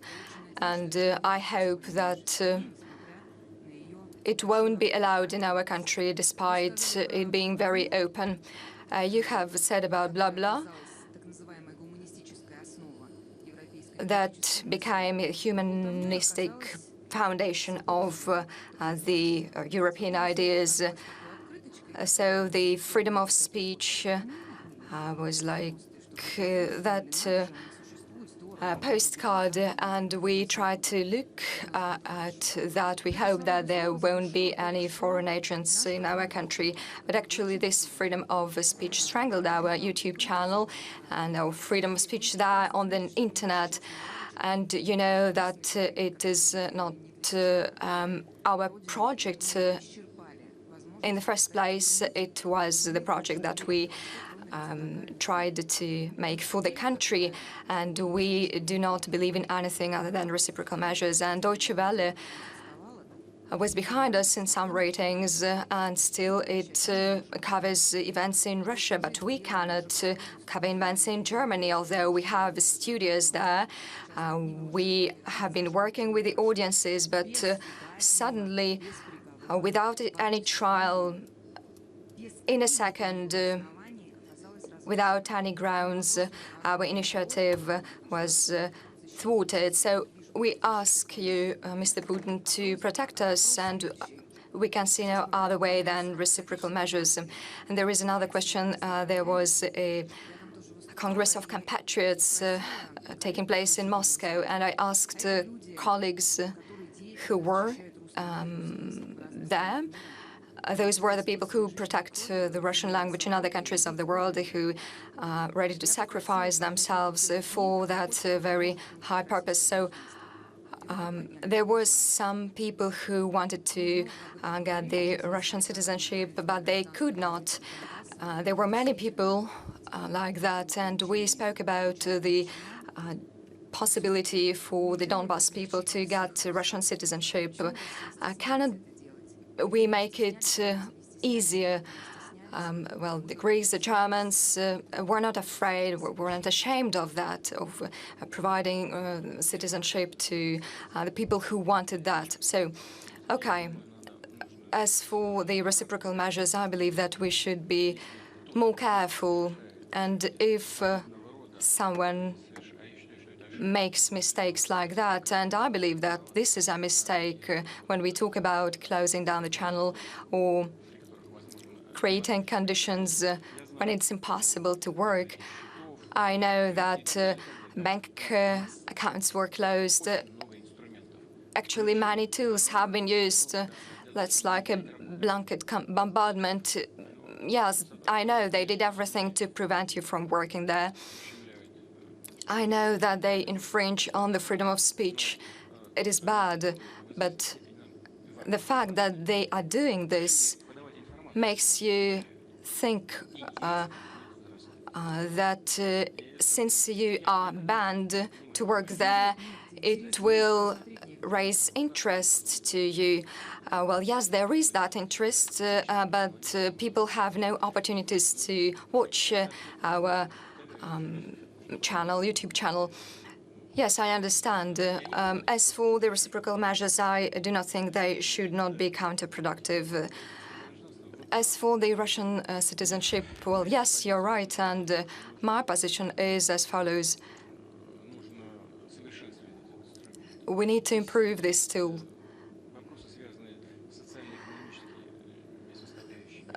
There are social and economic factors, including hospitals, kindergartens, jobs that we should think of. Houses for those people, well, but still, we should have a more liberal legislation on citizenship, and this is what our labor market requires as well, so we'll think about that. Thank you. Colleagues, apart from those people who are present here in the room, there are participants who are watching us online. They didn't manage to come, so I ask Robert Legwald, the honorary professor of the Columbia University, has joined us. Could you please show him?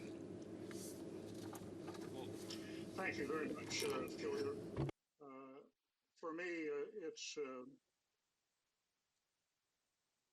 it's a disappointment that I've not been able to be with all of the participants in the Valdai conference, but I'm particularly pleased to have this opportunity to be part of this session.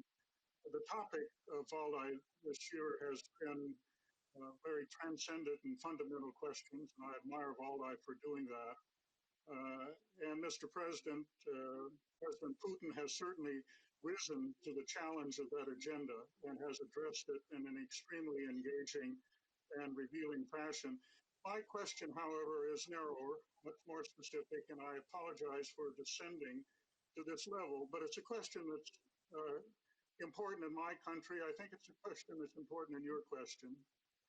Although neither your government nor the Biden administration believes that a reset of the U.S.-Russian relationship is possible at this juncture, how do you evaluate how do you assess the evolution of the U.S.-Russia relationship since your meeting with President Biden in June.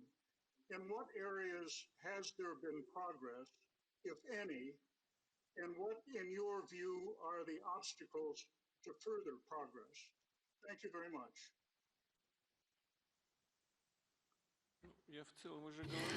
So I have already answered the questions like that. I can only repeat myself. However, there are some things that I can say right now about the developments. The Geneva summit was productive by and large. And it seemed to us, when I say us, I mean my colleagues, so it seemed to us that the American administration is interested in rebuilding their relations. So at least in some areas. So what did we agree upon? We agreed to relaunch the consultation on strategic stability, and they started indeed. They are ongoing. And there should be also consultations on cybersecurity, and they have started at the expert level as well. So we should say that the number of questions and issues that we have agreed upon is not that big, but still we have managed to agree upon something, and it's a big progress. And the American administration and Russia have been implementing the plans and have been moving forward. And as we know, it is always a message, a systemic signal. Look, our trade turnover increased by 23% in many areas. It is an indirect influence of our meeting in Geneva. So by and large, we have taken the right route, the right path, and I'm not going to speak about some unfortunate things. We have always said that we are making a one step forward and two steps back, but by and large, on some most important areas, we have making a headway. So it's like that. Thank you. So since we are living in a new world, we have the world of digital technologies. We have a colleague from Beijing, Mr. Chou Bo. Mr. President, it's really my great honor to ask you this question. First of all, let me thank you for this opportunity. I will ask you something about Afghanistan. Afghanistan lies in the heart of the Shanghai Cooperation Organization. So if Afghanistan has a problem, then the Shanghai Cooperation Organization has a problem. Now the United States has withdrawn from Afghanistan. So how can Shanghai Cooperation Organization, which is led by China and Russia, united with other countries to help Afghanistan to achieve political stability and economic development? Thank you.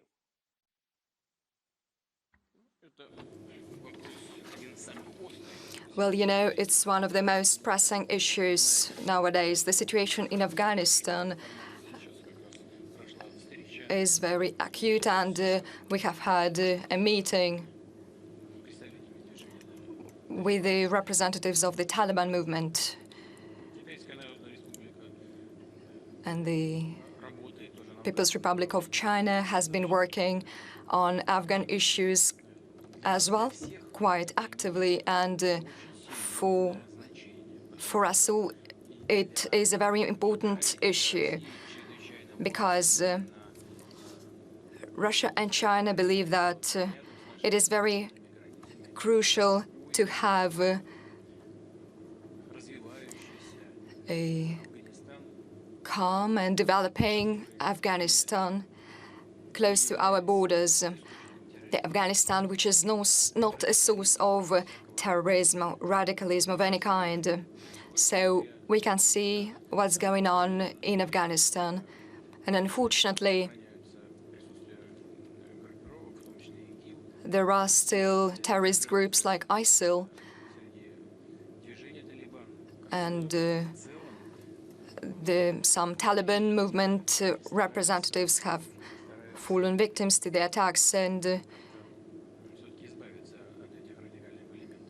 Taliban movement has been trying to get rid of these radical elements. And for Russia and China, it is very important to ensure stabilization, and to achieve this, we need to help it restore the economy, because there is another big problem, which is drug trafficking, and 90% of them go from Afghanistan. If terrorists have no money, how are they going to fund the activities? And the Taliban needs money as well. And Russia and China and other SCO member states should help Afghanistan, but the main responsibility is borne by those who have been there for 20 years. The most important thing that we can do now is to unblock the financial assets to let Afghanistan solve all the top-of-mind issues. There are projects that we can implement there. They're related to ensuring internal security, for example, and our special services maintain contacts with the corresponding Afghan structures. And within the SCO, it is important to start this work. And Tajikistan and Uzbekistan are Afghanistan's neighbors. And our military base is in Tajikistan, which was established on the basis of a Soviet Division 201. So bilaterally, we will continue to engage in this work with China and try to establish and build dialogue with the corresponding structures. And we will continue to do so within the SCO by investing money and creating conditions for our citizens feeling safely there, regardless of the developments in Afghanistan. Thank you. Mikhail Pogrebinsky. Thank you, Fyodor. Thank you, Mr. President. I'll try to ask a question, the response to which I think is awaited by hundreds of thousands of people. You remember the Chinese proverb of how bad it is to live in the time of change. And Russia has been living in a time of change for the last 3 decades, and right now the situation is becoming increasingly difficult, what with the pandemic and the winter. Just, you know, recently Lloyd Austin, head of the Department of Defense of the US, brought millions worth in arms and weapons to Europe. And you don't need to be a NATO member to deploy the infrastructure of American or US infrastructure in Ukraine. I think this process has already started with the visit of Lloyd Austin to Ukraine and the transfer of weapons. You wrote in your article that the transformation of Ukraine into anti-Russia is unacceptable to millions of people, and that is corroborated by the polls, because more than 40% of people have a very good attitude, a good attitude towards Russia. But the transformation has already been triggered. Maybe a lot of headway has been done in that direction, which I think is a very dangerous way. And I think if this thing with NATO-related infrastructure continues to be implemented, then this process of turning of Ukraine into an anti-Russia, a process that is still shaky, would be consolidated and would be like that for many years to come. So if this process continues, this is going to present a serious threat to Russia, and this can be fraught with a complete disappearance of Ukrainian statehood. And people who speak against this regime are subject to repressions. You know, Viktor Medvedchuk runs the risk of being thrown behind bars for coming up with courageous ideas. So what do you think needs to be done? How do we stop this process? How fast can it be done? And what, if anything, can be done to rectify the situation? I'm afraid I'll have to disappoint you because I do not have an answer to your question so far. On the one hand, it's all on the surface. The simplest thing is to say that it's up to the Ukrainian people themselves to make a decision, to form organs of government that would respond to its aspirations and expectations. On the one hand, that's just like that. On the other hand, you know, I cannot but mention that you just mentioned Viktor Medvedchuk. There are criminal proceedings trying to make him responsible for high treason. And for what? Has he stolen some secrets? Has he transferred secrets to anyone? No. He is being persecuted because of his frank, open political position, which seeks to stabilize the internal political situation in Ukraine and to build bridges with neighboring countries, the relations with which are of the utmost importance to Ukraine itself. So what's concerning is that there is not a chance these people can raise their heads. Some of them are simply killed in the streets and others are thrown behind bars.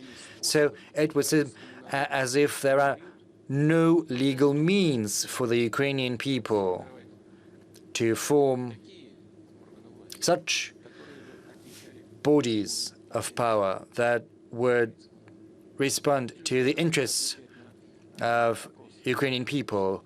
People are simply afraid to answer polls because there is a handful of people that have virtually appropriated the laurels of victors in the fight against independence, adhere to extreme political views, and they're the ones that run the country, regardless of who is officially at the helm.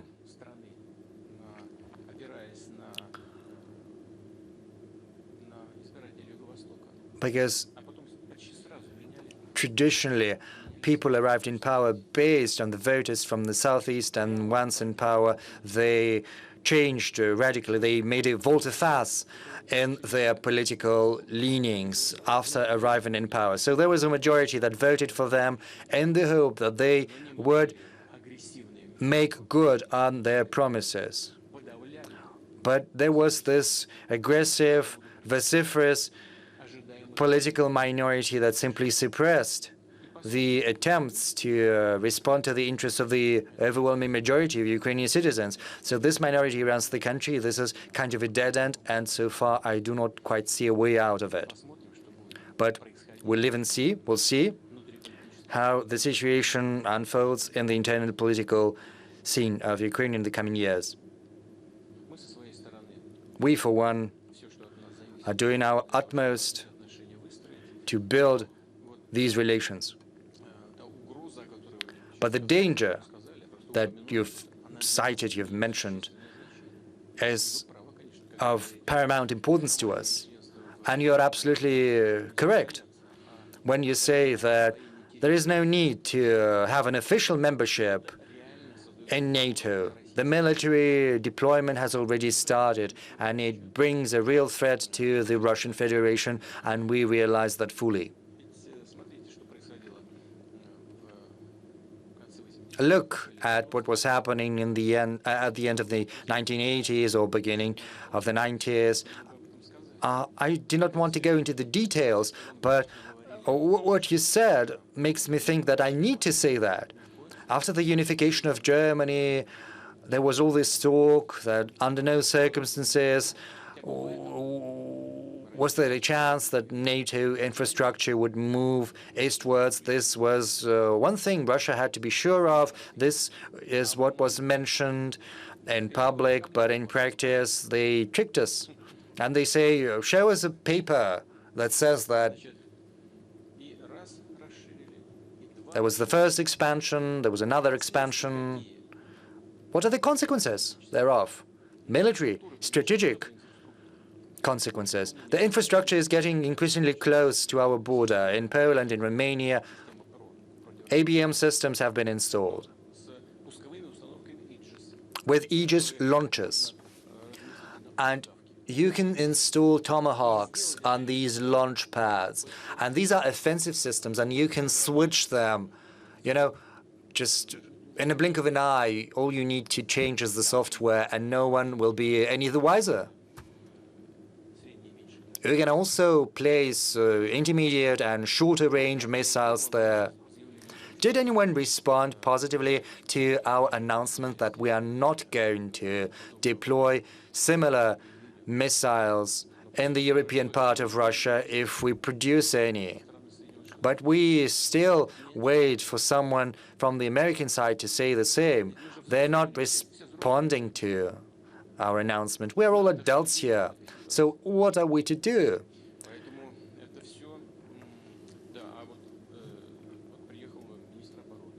Yes, you mentioned the visit of the defense secretary. He's basically opening the door for Ukraine to enter NATO. And this is how we can interpret this visit. On the one hand, yes, each and every country has the right to make their own choices. No one denies that.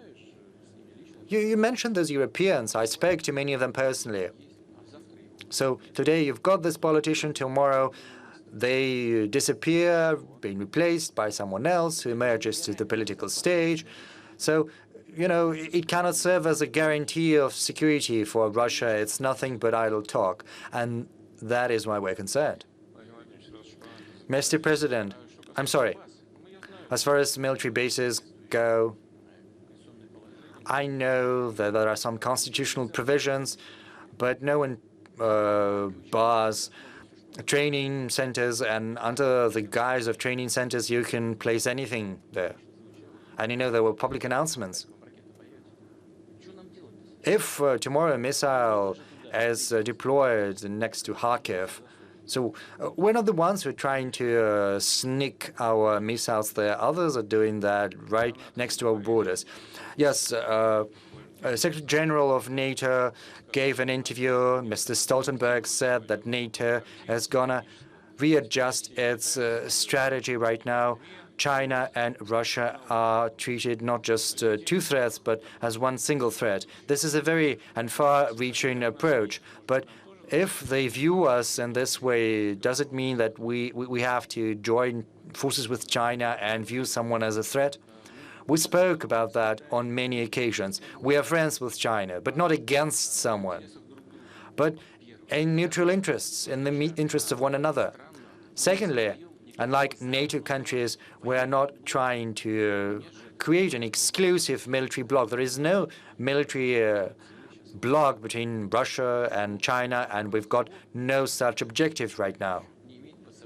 So such discussions are simply groundless. Mark Champion, please. Thank you. Mr. President, on the subject of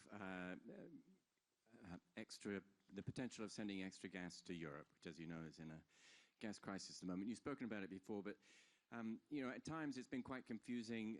Sometimes Russian officials indicate that there is additional gas available that can be sent if Nord Stream 2 is opened, and at other times they've suggested that there is no gas available to send to Europe. And I just wondered if you would take this opportunity to clarify whether there is additional gas available that Russia can send to Europe if, say, Nord Stream opened tonight, or if there isn't.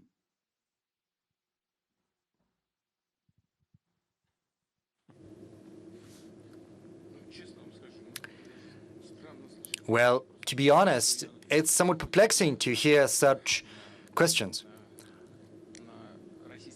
Because I think when I spoke during the Russian Energy Week, I said it all in Moscow. But since such issues still crop up, I think I'll have to respond once again.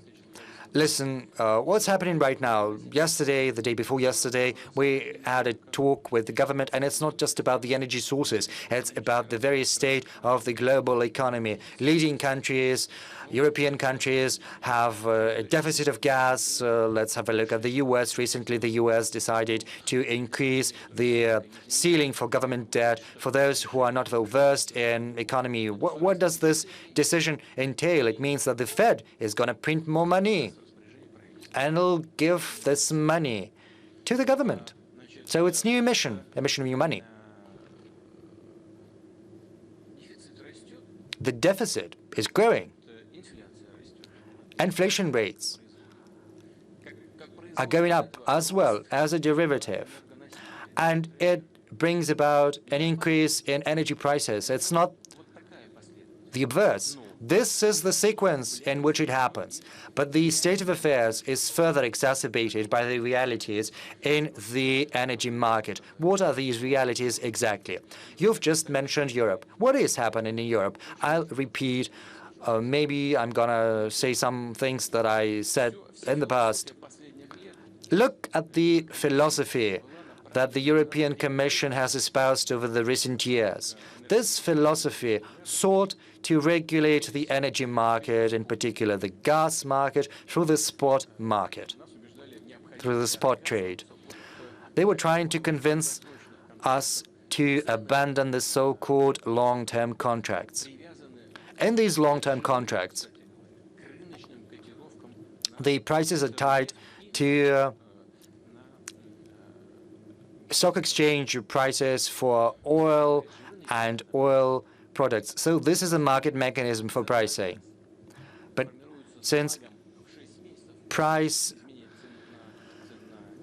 prices have a lag of 6 months after the oil prices change, it means that long-term contracts are more stable, and it means that after 6 months, both the consumers and the suppliers can make adjustments, if need be, with due regard for the recent developments in the world markets. But the Europeans tried to boil it all down to spot market. And in spot markets, it's not real gas, not physical volumes of gas. You know, it's all on paper. Whereas physical volumes can be non-existent. And there are several factors to be taken into account. Cold winter, to start with. The gas that is stored in the underground storage facilities. Summer without wind, a very hot summer, sweltering hot. There was no enough wind generation. 2, there were some macroeconomic factors, which I have mentioned. The industry, you can have a look at it too. So what happens in the European market? On the one hand, you have decreasing production in gas-producing countries. The gas production has gone down in Europe. In the first half of the year by 22.5 billion cubic meters. Another thing, 18.5 billion cubic meters was not, well, it is the deficit that was not pumped into the underground storage facilities during the first 6 months. And since the year is almost at an end, you've got to multiply it by 2. 9 billion cubic meters, mostly from the US and the Middle East. These companies, they have taken that gas from Europe and rerouted it to Asia and to Latin America. When the Europeans formulated the principles that had to underlie the gas market in Europe, and when they said that everything was to be based on spot market, they thought that it was a premium market. But it turns out that the European market is not working at a premium. So they have rerouted it into Latin America and Asia. I have already said that it's 18 billion cubic meters multiplied by 2. So 19 billion cubic meters is the deficit that the Middle East and the United States have not provided us. And the deficit at the European market will stand at 70 billion cubic meters. It is a big figure. So what does Russia have to do with that? It is the result of the policy pursued by the European Commission, and Russia has nothing to do with that. Russia and Gazprom has decreased supplies to the European market by and large by 8.7%. This was the decrease of supplies made by Gazprom, and there was a plus 12% of supplies that we have delivered to China and to global market in general. So our gas supplies surged by 8.7% billion cubic meters, and on the whole it's 11 billion cubic meters more. So the Americans have not provided another 9 billion cubic meters of gas. So can you see what's going on? And all parties concerned, do you listen to me? So someone is decreasing gas supplies, and we are, on the other hand, increasing gas supplies. And moreover, when it comes to long-term contracts, please pay attention to that. $1,200 US for the 1,000 cubic meters. Actually, those who receive gas under long-term contracts receive gas that is 4 times less expensive. And Gazprom receives no profit on that because we are interested in long-term contracts. And when we do that, we invest into the production and we provide gas to our consumers, which are stable and reliable.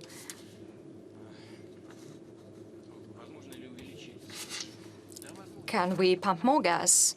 Well, yes, we can when it comes to Nord Stream 2, by the way, and the first pipeline is filled with gas. And if tomorrow the German regulator approves the gas supply, we will start it tomorrow, and it will be 17.5 billion cubic meters. And in December, we will finish the technological work related to filling the second pipeline of the Nord Stream 2, and it will total 55 billion cubic meters. If we take into account the fact that the deficit at the European market will stand at 70, well, 55, it's a big figure. And as soon as the second pipe is filled and as soon as we get the approval of the German regulator, we'll start gas supplies the next day. You have asked whether it is possible, and I can tell you that, yes, it is possible, but we should take a responsible approach to mutual obligations and work on that. By the way, we have spoken a lot about Nord Stream 2 and Gazprom. Actually, there are 5 European companies participating in the process. Why are we talking about Gazprom only? There are 5 big European companies working in this area, within this project, I mean. So it's not only in the interest of Gazprom, it's in the interest of our partners, especially European partners. So, Mr. Putin, about Nord Stream 2. Well, actually, it's your joint achievement with Angela Merkel. I'm not going to miss her. She's leaving. So it's not the decision that I have made. It's hers. She might have run for another term. She has been in the helm for 16 years. This is much, but Mr. Kohl was also ruling the country for many years. But as for Nord Stream 2, we have launched it together with Mr. Schröder, and when we launched the Nord Stream 1 projects, the situation was the same, like today with Nord Stream 2. But fortunately, Germany and other European countries are receiving gas through Nord Stream 1 and much gas. So we have spoken a lot about green energy, about clean energy, and if there are some questions on that, I will try to come up with my ideas on that. So the carbon share is 3 times lower in our gas than in the American liquefied natural gas. So if our environmentalists are not biased, if they indeed care about the future of the humankind, they can but hear that. So they should insist not on closing down on the terminals that gather they get natural gas. And the same is true for Ukraine. Nord Stream 2 suggests modern technologies. There are pipes that allow high pressure. There are no emissions, and those compressor stations are like small factories running on gas, and they emit CO2.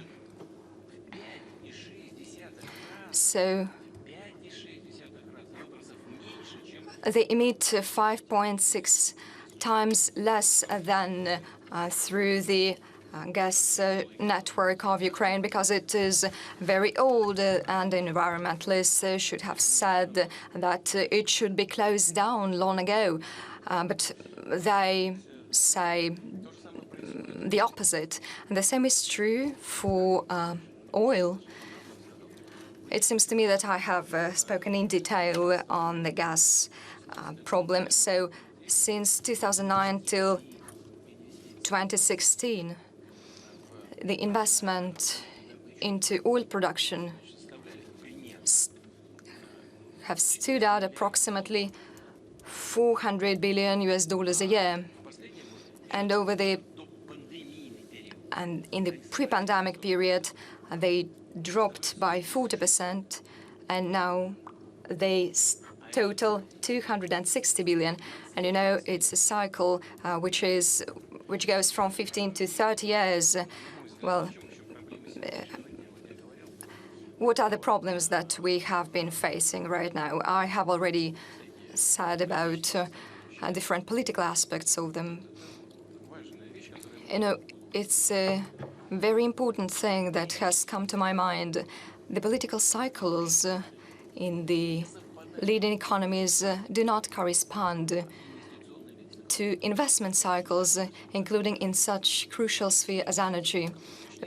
The political cycle is 4 or 5 years, and what is being done by the leading political forces and parties and individuals, what are they doing?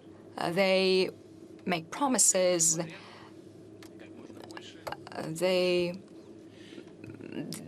There are different promises, there are lots of promises, and they promise lower prices for everything. And the same is true for the green economy. And what is the result? The banks stop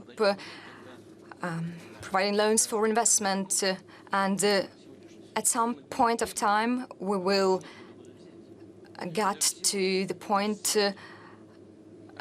when, for example, today, OPEC Plus countries have been increasing production even more than we have agreed to do. But not all the countries can do that. Not all producers can do that. This is a process, a long-term process, because the cycle is big.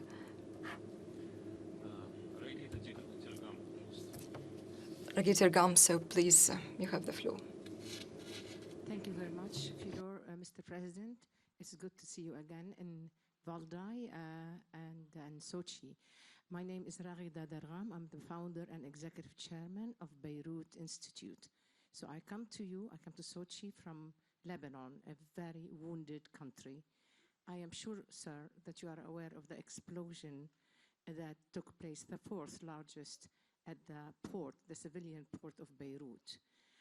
There has been an attempt to investigate what happened, the story itself. There was a Russian captain, there was a Georgian owner of the ship. There was a request to you, Mr. President, to share, the request came to you from the judiciary, when it's an independent body from the government, to share what you have from your satellite pictures to tell us, to help find the story, this horrible story that happened, that amounted to assassination of a city, of a capital. My first question, sir, are you willing to share now the information you have, the satellite information, and to lend cooperation to this investigation so that, you know, the values that you spoke about are implemented where it really matters? And secondly, your two allies, Hezbollah and Iran, have been resisting, and in fact, they have been demanding the dislodging of the, not a prosecutor, he's really the investigator, the judge who's investigating the case. They have issued an ultimatum, they have issued a warning, Hezbollah issued a warning, that if you do not, to both your friends of yours, the President, Michel Aoun, and to the Prime Minister, Mikhati, that if they do not dislodge this investigator, this judge, then the government will fall. Do you support such a position, particularly that this country is on the verge of a civil war, and with Mr.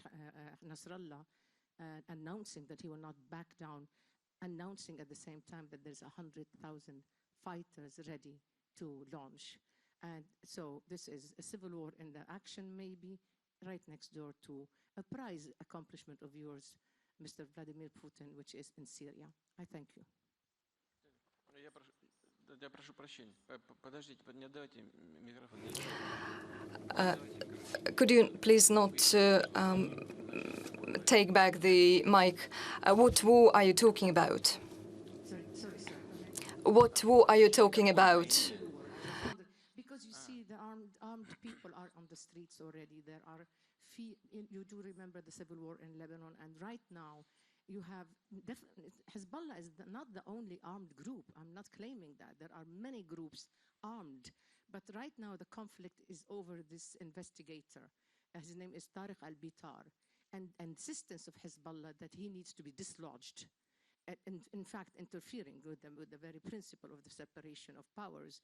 And that led to confrontations on the streets and a possibility of a civil war really happening, Mr. President. Do not dismiss that possibility. It's a very scary one, and I'm not sure at all it will be, in the interest of the Russian policy, even for Syria, never mind for Lebanon. And we wish that you will pay attention to Lebanon, particularly after hearing you today emphasizing the issue of values.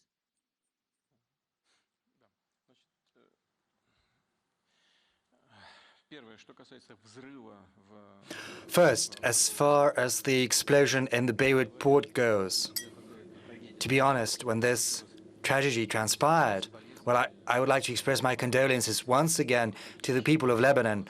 There were great losses, the damages are exorbitant, and I learned about that from the media. I know that there was some explosive materials many years ago. It was imported and it was unloaded in the port. And as far as I understand, there was this desire to sell that at a premium, but there were some market difficulties, internal controversies.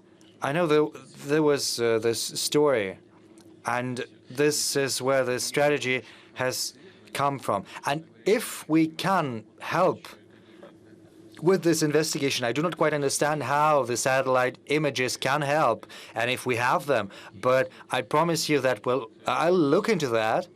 And if we have those images, if we can help the investigation, we will do that. But first, I need to talk to my colleagues who might have this information. Now, as far as Iran, Hezbollah, and the situation in Lebanon, Hezbollah and many people have different attitudes towards this organization. I know that very well. Hezbollah is a serious political force in Lebanon itself, but without any doubt, always. And in the case of Lebanon, we always advocate using dialogue as a means to settle any dispute, any problem, and we try to do that. And we are in contact with almost all political forces in Lebanon, and we'll try to do that in future to achieve a settlement of the situation without any bloodshed, because no one is interested in bloodshed, especially given the fact that the situation in the Middle East has always been on the brink, on the verge of the recent years.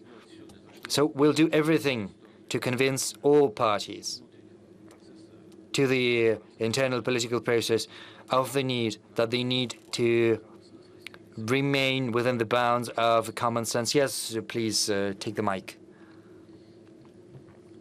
President Vladimir Putin, do you support the ultimatum given by Hezbollah that either the investigator Tarek Bitar is dislodged or there is a downfall of the government? Do you support that ultimatum? Well, unfortunately, we cannot comment on the internal political processes that are happening in Lebanon, whether we support that or not. We simply cannot say that, whether we support the position of the opposing force, because if we express such support, that would mean siding with one of the opposing parties, and that would be counterproductive from the point of view of efficiency of our intermediary efforts in helping to achieve a reconciliation. So allow me to refrain from siding with anyone. What I need to say is that there needs to be a platform upon which an agreement can be reached without any shots fired, without any bloodshot, and we in Russia are interested in such a peaceful settlement. Yes, please. Stanislav Tkachenko. Thank you very much. Stanislav Tkachenko, St. Petersburg State University. I've got a question about energy. On October the 13th this year, Josep Borrell, head of the European External Action Service, publicly announced and sent an Arctic strategy to the European Commission. This is a strategic document of the European Union that treats a wide array of issues, in particular energy issues. I would like to point to two pillars. First, the European Union thinks that the mineral resources, oil, gas, coal in the Arctic have to remain in the subsoil of this region. And to achieve that, they would probably have to introduce some kind of a temporary moratorium. And the second issue goes hand in hand with that, because the European countries intend to come up with a series of financial instruments to make countries such as Russia and others that could sell energy resources from the Arctic to prevent them from selling those resources if the resources are produced in the Arctic. So that is my question, basically. I try to follow what's happening there in Europe, but, you know, I do not always have the time. I try to catch up, as they say. As far as the Arctic strategy is concerned, I can say that we have a strategy of our own, the strategy that stipulates our presence there. We are also taking an active part in the Arctic Council. Right now we are chairing it, and the Arctic Council is comprised of countries that are part of the European Union too. Another thing, I said that at Geneva during my meeting with President Biden or during my meeting with his team. And I will say that again, we are willing to engage in an open cooperation with all interested parties, with all stakeholders in the Arctic, based on the principles of international law. There is a number of conventions on the territorial sea, as you're aware, on the law of the sea, the Convention of 1982. So we are guided by these internationally recognized documents that we have joined, and based on these instruments, we are willing to build our relations with the rest of the world, including the EU. But if there is someone who tries to circumvent these documents and thereby limit our sovereign right to dispose of our territory, and territorial sea is part of the territory of a sea bordering nation, then it's an encroachment on our rights.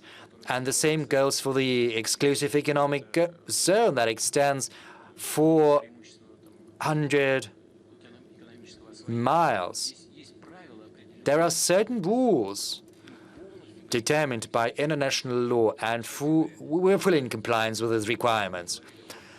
And on another note, we've just spoken about Nord Stream 2.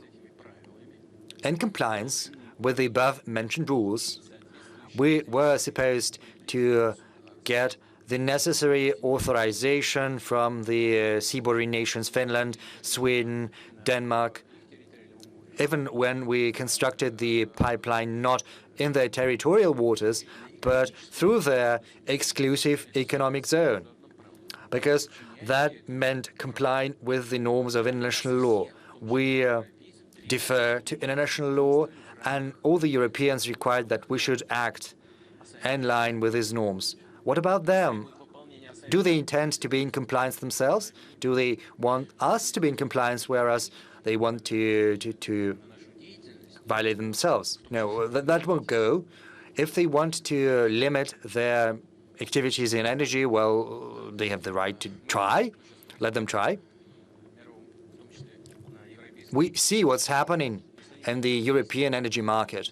If they continue to, in this vein, acting so categorically without any grounds, this won't bring about anything good. You know, there is a very good Russian fairy tale well known to the Russian audience. One of the characters makes the wolf to catch fish with his tail in winter, and he sits next to the wolf and says, "Freeze, freeze, wolf's tail." And if the Europeans try to embark on this path, then they will find themselves in the shoes of these characters. But who is the wolf in this case? I do not think it's hard to guess. I didn't get it. Russia? Are they trying to conjure us? The wolf, as the one who decided to put the tail into the ice hole in winter, tries to catch fish in those murky waters. They're the ones to freeze, you know. They're trying to limit the investments. You just heard me say that it takes 15, 30 years for the investment cycle in oil to happen, and banks are already refusing to provide the necessary funds for these projects, for these investments. So there you have it. There's going to be a deficit in the coming years, and no one is going to be able to do anything about that. You see, decisions in energy, regrettably, are taken within the framework of the political cycles that I've just mentioned, and these decisions are made not by experts. A colleague said that it's not the engineers who give the call. Politicians who are not well versed in these matters, and they are basically swindling their voters. They're trying to scare everyone with the climate agenda.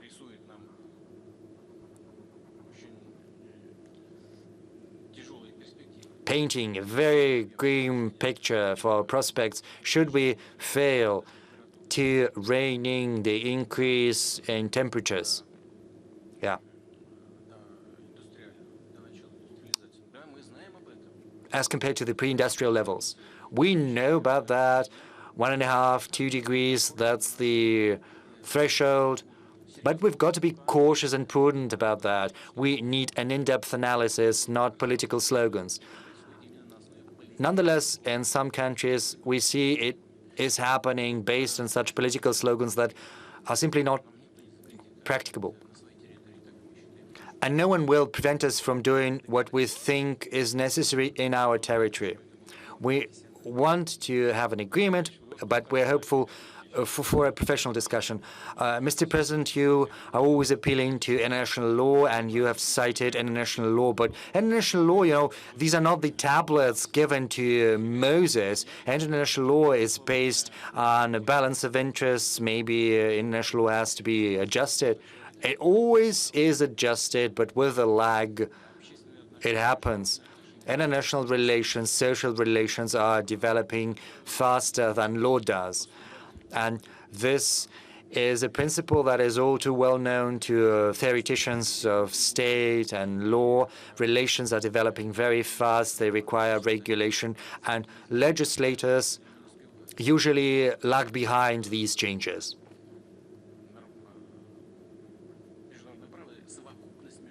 But international law is a whole body of international norms. These are not just, you know, some rules you jot down on a piece of paper under a blanket, hoping that everyone will be in compliance. No, these are norms that have been agreed upon, especially if we talk about public international law. These are the norms that govern the relations between countries. It's a fruit of agreement. You arrive at an agreement, you sign it, and then you are to comply.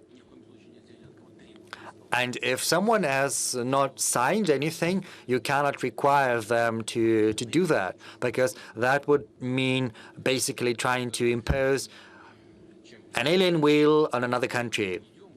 So the faster we abandon such methodologies, the better it's going to be, the calmer the world is going to be, and more stable too.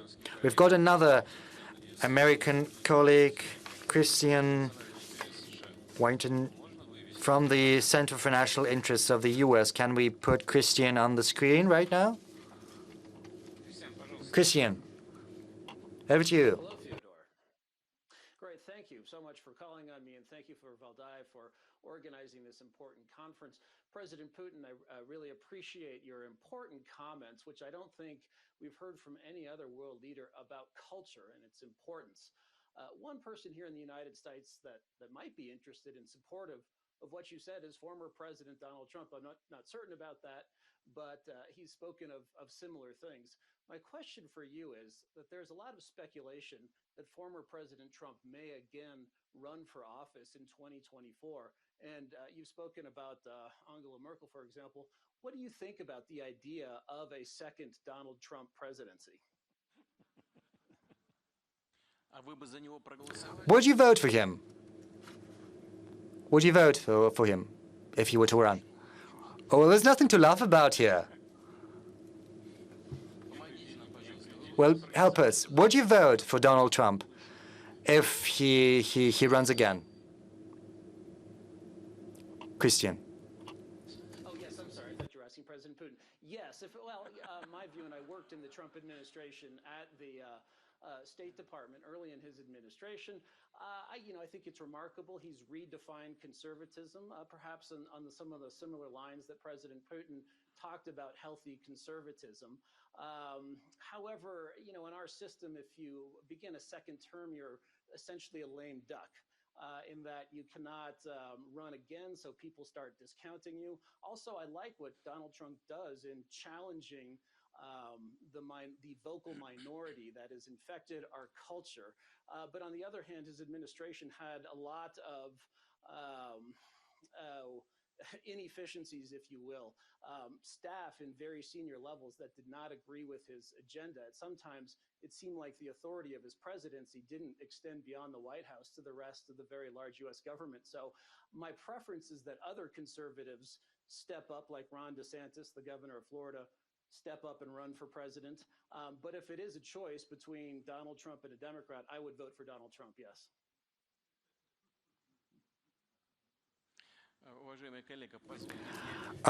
Christian, well, allow me not to say anything what I think, and I would also like to refrain from commenting. Otherwise, you would be dubbed as a foreign agent.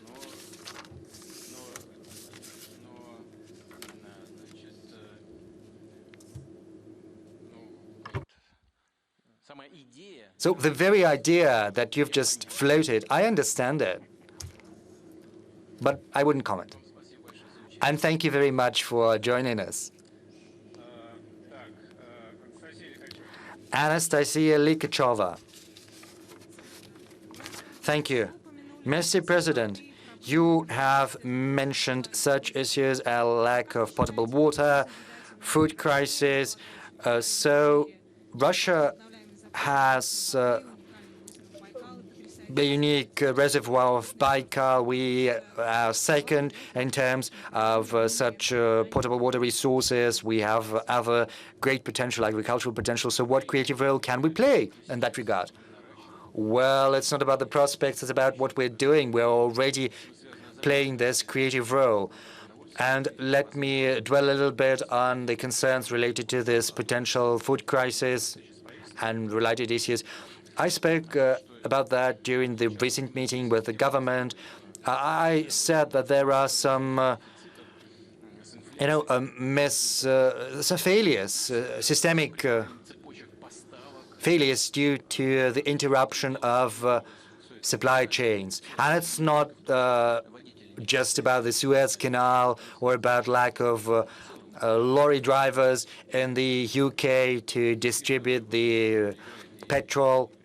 There are other factors, of course. COVID-19 is a factor, but there are others as well. And if you look at this concatenation of circumstances, you'll have the following picture.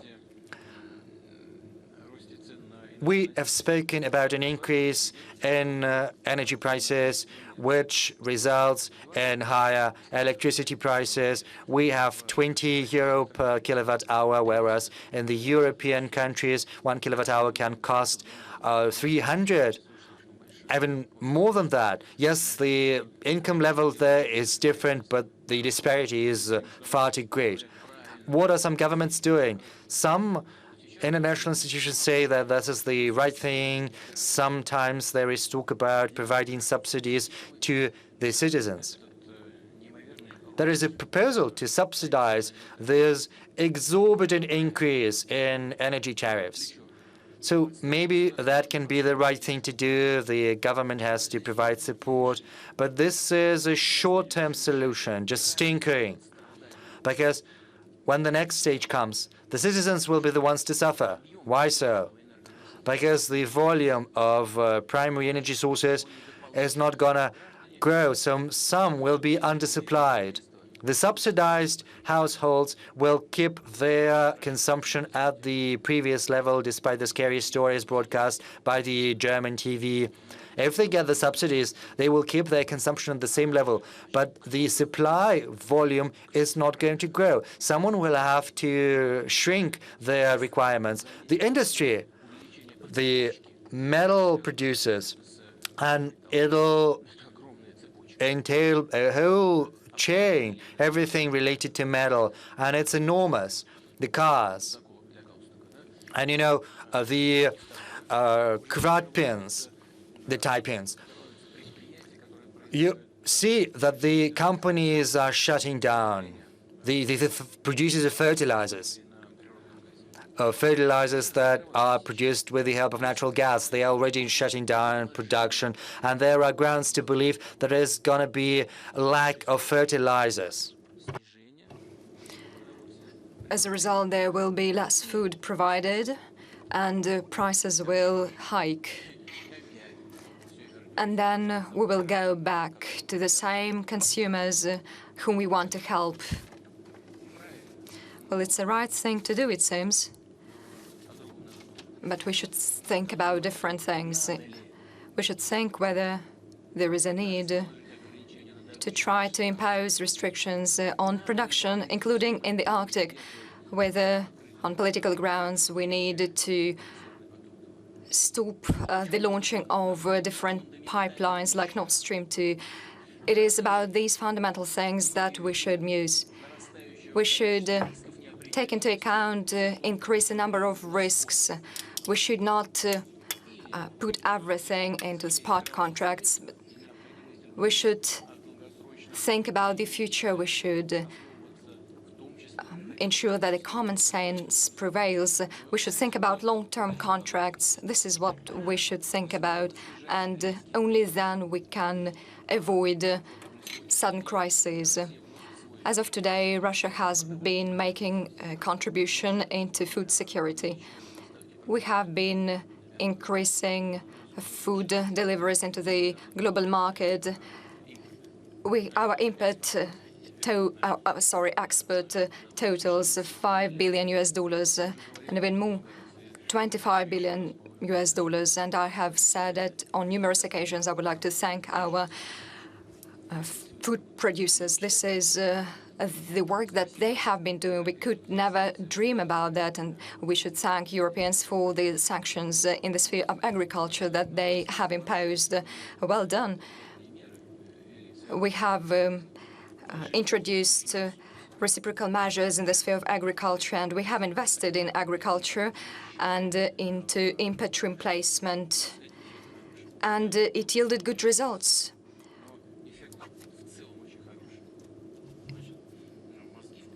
So we racked brains, we used the previous developments in high-tech spheres, and I hope that we will increase production in the sphere of agriculture. And due to climate change, there are some changes in agriculture.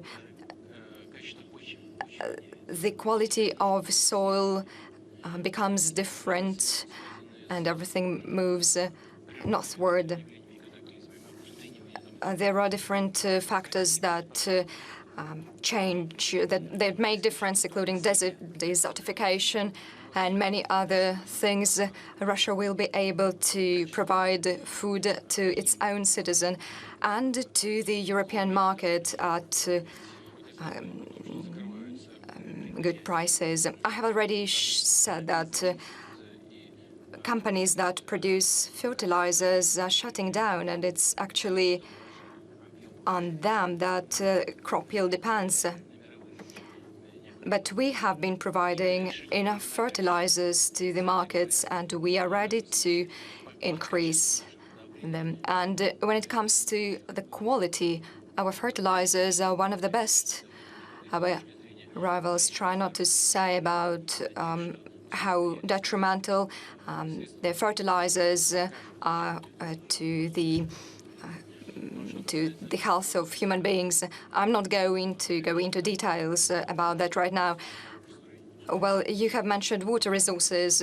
Some people tell that water will be more expensive than oil. We are not going to reverse the rivers. We should be very careful about that. We should understand the long-term consequences of the decisions that we are making right now. But Russia is one of the countries,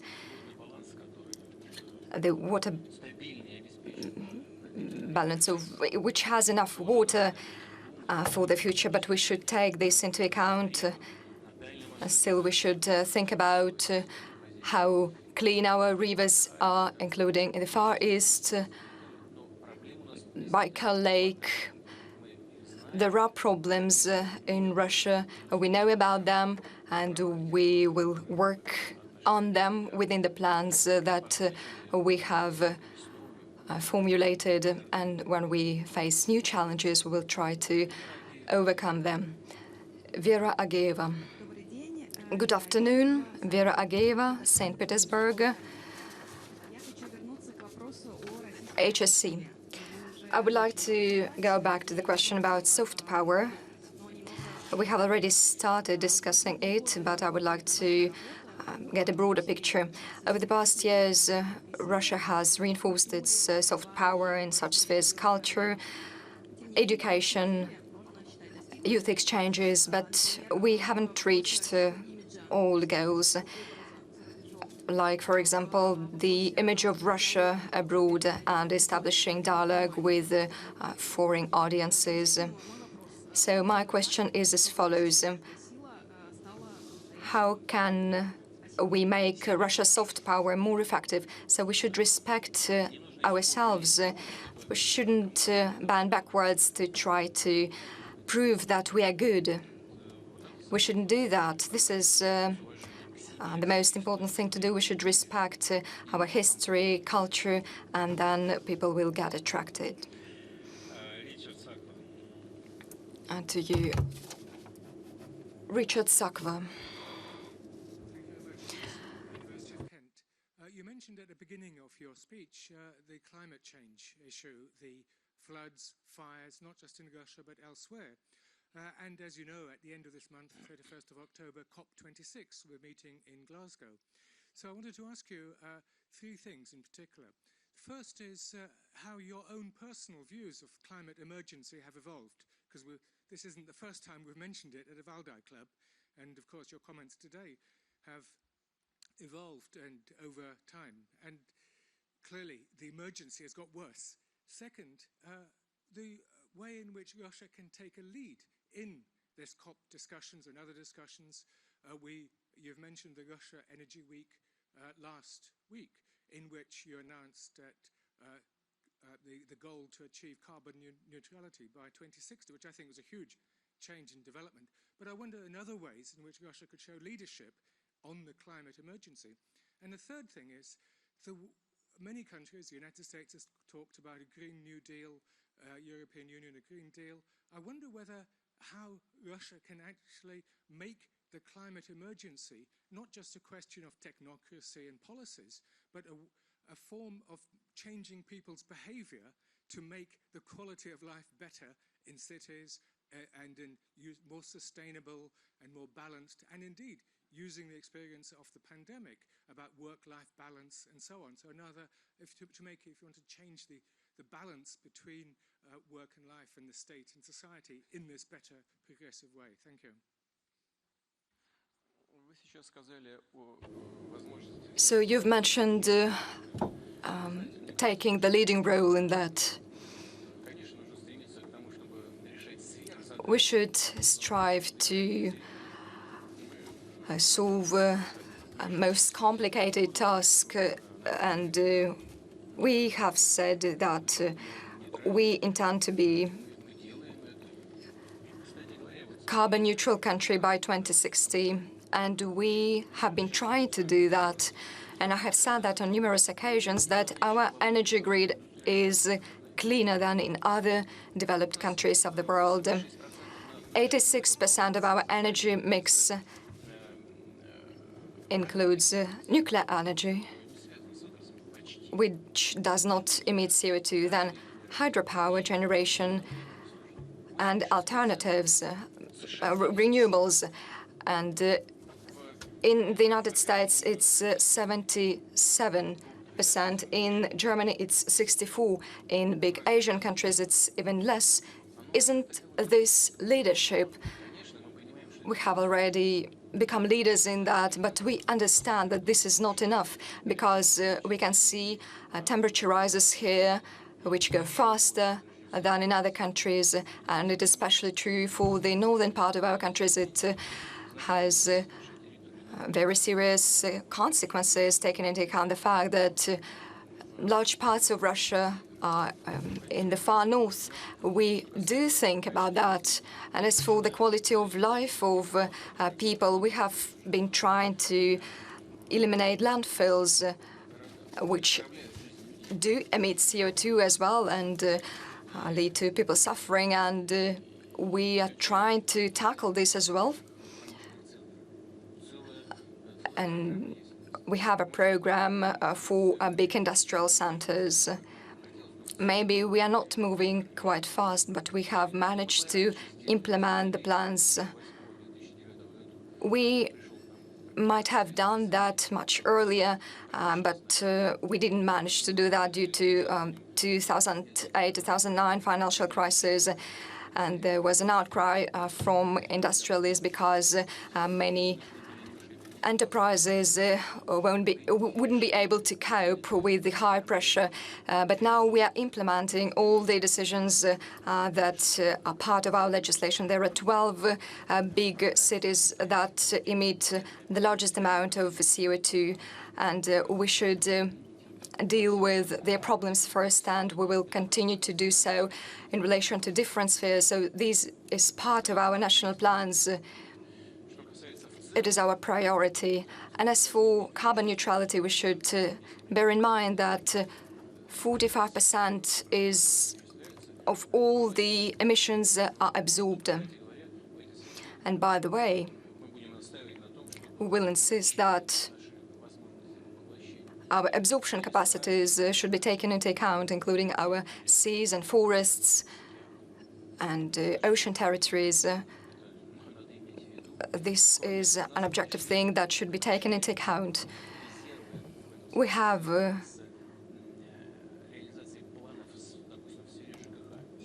big plans in the utility sector and energy saving. So we have something to do here, and we will do that. So by and large, we should not act upon our plans autonomously.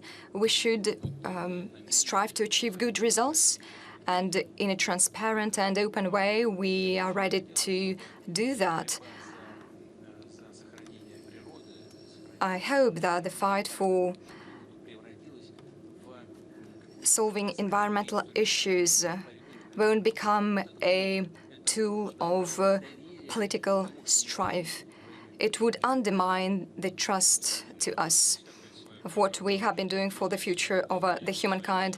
And Mr. Putin, do we have a program when the carbon border adjustment tax will be introduced by the European Union?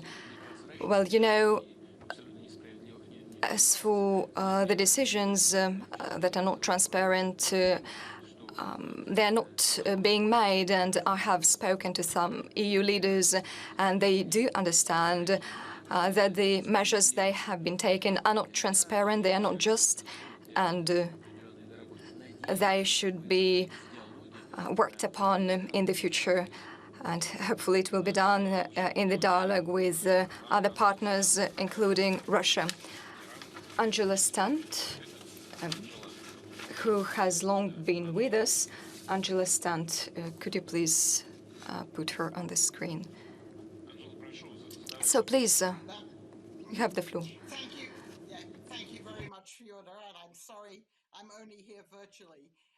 Mr. President, I heard you talk about some ways in which the US and Russia are working together, and I want to ask you another question about Afghanistan. 20 years ago, Russia and the United States, they cooperated to defeat al-Qaeda and to remove the Taliban from power. 20 years later now, in the aftermath of the American withdrawal, do you believe that counter-terrorist cooperation between Russia and the United States is desirable? Is it possible? Do you think we would still share some of the same goals in vis-a-vis Afghanistan that we did 20 years ago?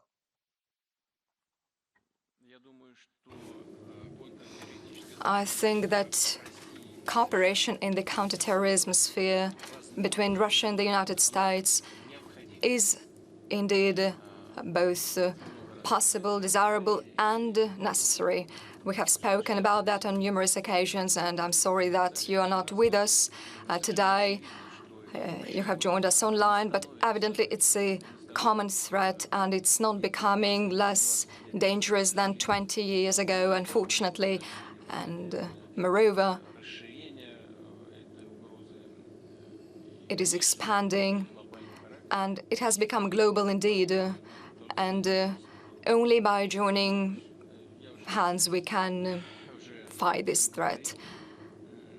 I have already said that our special services have maintained contact.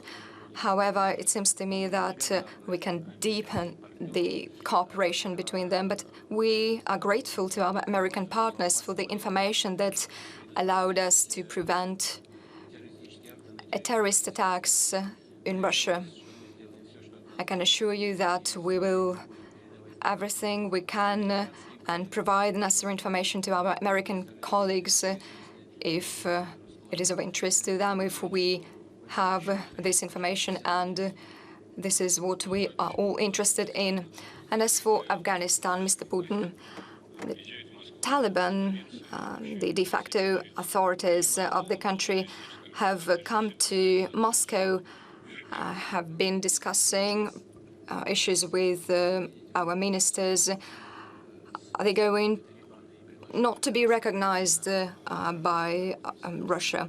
Well, you know, we have maintained contact with them, and it's not about the Taliban itself. The decisions are made at the level of the United Nations organizations, and we expect Taliban that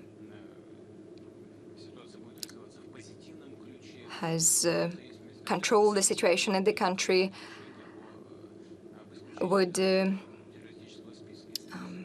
behave and would take positive measures. And it seems to me that we approach this point, and hopefully the decisions will be made like before, when we put this movement on the list of terrorist organizations. It seems to me we have had few questions from Asia. Mr. Simatemai from Japan is with us. Thank you. It's a great honor for me, though I didn't manage to come to Sochi. The remarks that you've made are very important to me, especially the words that you have said about antagonism, especially in the Asian countries. Together with Prime Minister Abe, you have tried to tackle the problem and sign a peace treaty. However, over the past 2 years, there were 2 prime ministers of Japan who met you. And what can you say about the future of Russia-Japan relations? Thank you. Well, yeah, indeed. Internal political life in Japan is organized in such a way that changes in the political scene can happen very fast, but the interests of the Japanese people and the Russian people are the same, and these interests, they imply the need to regulate, to settle our relations to the full, in particular through concluding a peace treaty, and this is something we will seek, even though people change at the helm of Japan. You know, on October the 7th, I spoke to the new Prime Minister of Japan, as you are aware. I had a telephone conversation with him. He is very experienced. He knows the relations with Russia inside out because he was responsible for foreign affairs. He is also a close ally to former Prime Minister Abe. So I think from that point of view, I think we can expect a continuity of Japan's attitude towards building relations with Russia. Back under Prime Minister Abe, we had a whole mechanism for our joint work, joint cooperation. We had plans to propel Japanese-Russian relations to a whole new level. I do hope this work is going to be continued in the same vein. Dear friends, President Putin has been answering our questions for 2.5 hours so far. To streamline our work, I would like to organize a blitz session, very short questions, not just what Madam Dargam said. And we have very short questions right now. And Ryan Chilcott, please. Yeah, thank you, but not the machine gun. Well, that depends on how you're going to ask. The question about, yeah, we have that as well. The biggest foreign agent in Russia, the biggest danger is the pandemic that is still raging on, and Russia is one of the countries that has a low level of vaccination. So what is your attitude towards mandatory vaccination? How do you address this issue? I said on many occasions that our vaccination becomes mandatory should it make its way to the national calendar of vaccines. But vaccination against coronavirus has not been put on this national list. So in that sense, it's not mandatory. But as per the existing legislation, the regional authorities have the right to introduce mandatory vaccination in view of the pandemic at the recommendation of chief sanitary doctors with regard to specific categories of citizens. And this is what happens. But it's not about the mandatory nature. I do not support the mandatory nature of vaccination, and here's why. Any decision that is obtruded on you from the outside, you can circumvent it, you can bypass, you can buy the certificate. Maybe sometimes it happens differently if you get a European vaccine. But, you know, I heard it said on many occasions there are citizens from European countries who come to Russia to get a jab of Sputnik, and in Europe they buy a certificate that they've got vaccinated with Pfizer.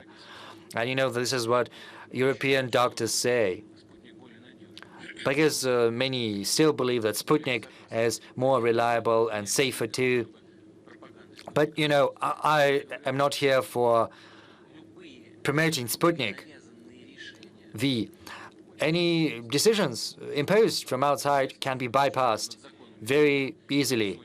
You know, there are hundreds and thousands of people who think on drafting new laws, whereas millions of people think how to bypass those same laws. So what you need to do is not to impose this from outside. You've got to argue and persuade. You've got to show people that vaccination is better than having the disease. And this applies not just to Russia, but to other countries as well. There are just two scenarios for almost each and every person. You either contract the disease and suffer through it, or you get vaccinated, and you cannot get away from that.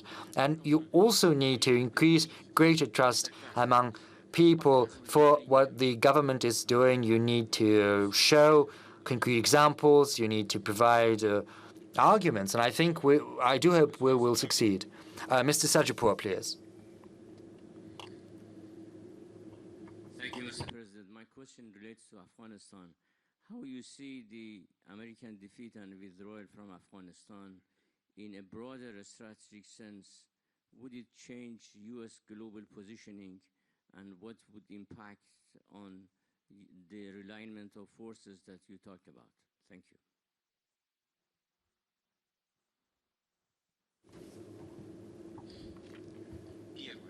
First, what I'd like to say is, of course, the President of the U.S. made the right call, the right decision to withdraw the troops from Afghanistan. He must have understood. Maybe he didn't know how exactly it would play out, but he understood that he would be subject to criticism internally.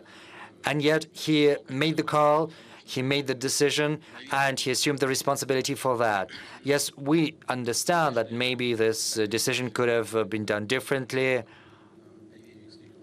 implemented differently, and this decision has an effect on how the U.S. is treated, is perceived, especially countries that perceive the U.S. as an ally. I think the tide will time and everything will get back to its circuits. I do not think there's going to be drastic changes, drastic shifts. Maybe in the short term, it's going to have an impact.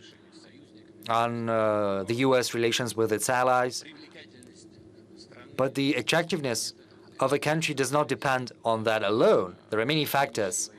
There is the military, the political cloud, military cloud, and economic heft. Alexander Rahr, please.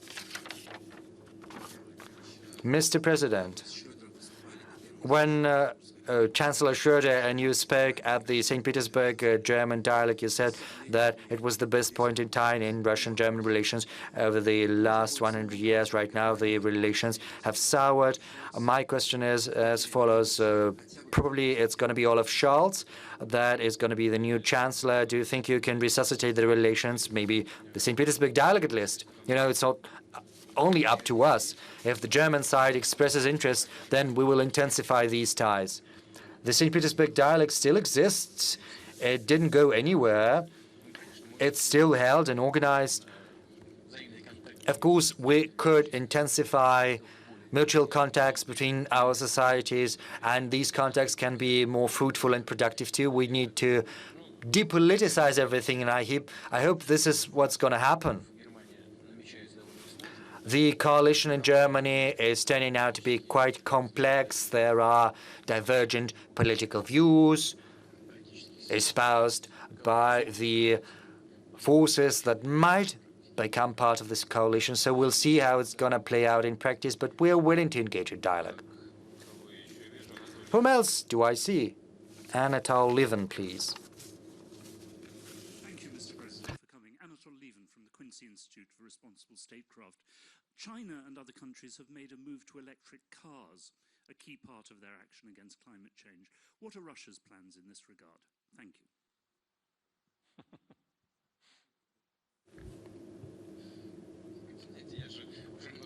Well, you know, I spoke on this subject on many occasions already. Yes, when the vehicles are moving in the city, they are one of the biggest polluters, the utilities, the cars, the industry. That's obvious. But globally, we should not forget where the power, the electricity itself comes from. Let us not try to mislead one another. E-vehicles are great, but atmospheric pollution, air pollution when power is generated, that's probably not that good. Coal-powered generation is widespread. Alexander just asked about Germany. You know, coal power generation of electricity there is twice as big as in Russia. I think it's 30 or 32% or so, whereas in Russia, coal is used just for 15% or so of the total of power generated. Yes, e-vehicles are good. And for such a country as Russia, which has big reservoirs of natural gas, I think, yes, we could also use gas as a motor fuel. We need to change the energy mix, greening it, based on the climate agenda, and then we will obtain the desirable result. And have you driven an electric car? Yeah, in Ogorova. There is a difference or no? Yeah, I drive the car. No, I almost feel no difference. These are good cars. My eyesight is not that good. Konstantin Zatuling. Mr. President, I'm the deputy from the city which we find ourselves in right now, in the State Duma. Yeah, but you still had to say that. Yeah, I had to. I want to ask about history and about memory too. At the very beginning of our meeting, there was a lot of talk about Homo Sovieticus, and we have spoken about Soviet countries, post-Soviet space. I would like to say that on October the 2nd, there's going to be the 300th anniversary of the Russian Empire, and we also celebrated the 800th anniversary of Prince Alexander Nevsky, and you inaugurated the monument. It created a huge impression on people. But why is everything that is related to the 300th anniversary of the empire, why everything is held in secrecy. Are we ashamed of that? I think we shouldn't do that, because there is this continuity from Russia to Russian Empire to Soviet Union to Russia. Even though there are divergences and controversies, still there is continuity, and that is why we addressed you on that subject, and we sent a letter. Maybe we're going to miss the 2nd of November, but still, if you could participate, that's going to be good. I agree with you. Historic continuity is great for us to understand the way forward. And if we we didn't do everything we could, I apologize. We will organize events. Yuri Sloskin.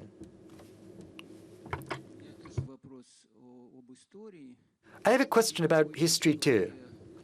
You are at the helm of the Russian state for many years now, and you must have thought about your role in the Russian history.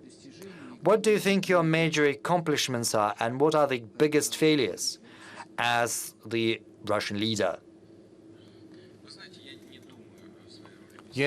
I don't think about my role in history, because once you embark on that path, it's high time you quit. Because, it becomes a barrier, a hindrance. It impedes you from making the decisions. Whenever you start thinking, God forbid this happens or this happens, what will Mrs. Grundy say? And that's the end of it. You've got to quit and abandon. You've got to resign. As far as my accomplishments go, we had 40 million people under the poverty line. Still, it's more than 19 million right now, but it's not 40 the way it used to be. I think this is the biggest accomplishment I can boast of. Our economy has recovered. Some industries, in particular the defense industry, were almost non-existent. Another moment, and we would have lost them entirely. We wouldn't have been able to rebuild, because the supply chains and the scientific schools would have vanished entirely, and we've managed to rebuild all of that. Another thing, almost all Russian region, the charters and the constitutions of republics had different things like, the right to print their own currency, state boundaries, but there was not a single mention that they were parts of the Russian Federation. That was a very serious challenge. We managed to overcome it all. Counterterrorism, fighting international terrorism, too. I would like to say something I ruminate on, and I'll be completely frank with you. Yes, we've managed to overcome that difficult period, especially in the fight against terrorism. But to a large extent, not thanks to my efforts, thanks to the patience, courage, and will of the Russian people. And I say that absolutely sincerely, absolutely frankly. This is not a pose. I saw the suffering Russian families went through, but Russia endured. And this attests to the fact that this passionality we spoke about at the beginning is the core part of the Russian people. There is this internal incentive towards development. It exists, and it's extremely powerful. Mr. President, since you do not want to speak about your own role in history, let me have a look at it from a different angle. It's become very fashionable to search for a vision of the future. The Valdai Club is searching for that. Mr. Bezrukov, sitting in the first row, does a lot to search for this image of the future. I'm afraid we won't be able to grasp this image, because the world is incomprehensible. It's so big. Maybe I'm wrong. Do you have a vision for Russia, for the world? Something you would like yourself and your descendants see? We could speak about that for a very long time. I think I responded to this question in different formats, and I would hate to simply repeat the responses that I gave back in the past. But let me start from, the theme of this Valdai Forum, getting back to the future. No, it's the international shake-up. But not just that, the individual and values too. Yeah, there you go. But, the individual, we always forget about that. We should keep that in mind, because this is the most important thing. I cited Nikolai Berdayev. As you know, he wrote a number of important treatises which are still popular until this very day. And he spoke about the contemporary medieval times. He spoke about freedom. He spoke about it being a heavy burden. But there's another thing that he said. He said that at the very center, the very heart of development, there should be the individual, because the individual is more important than society and the state, the government.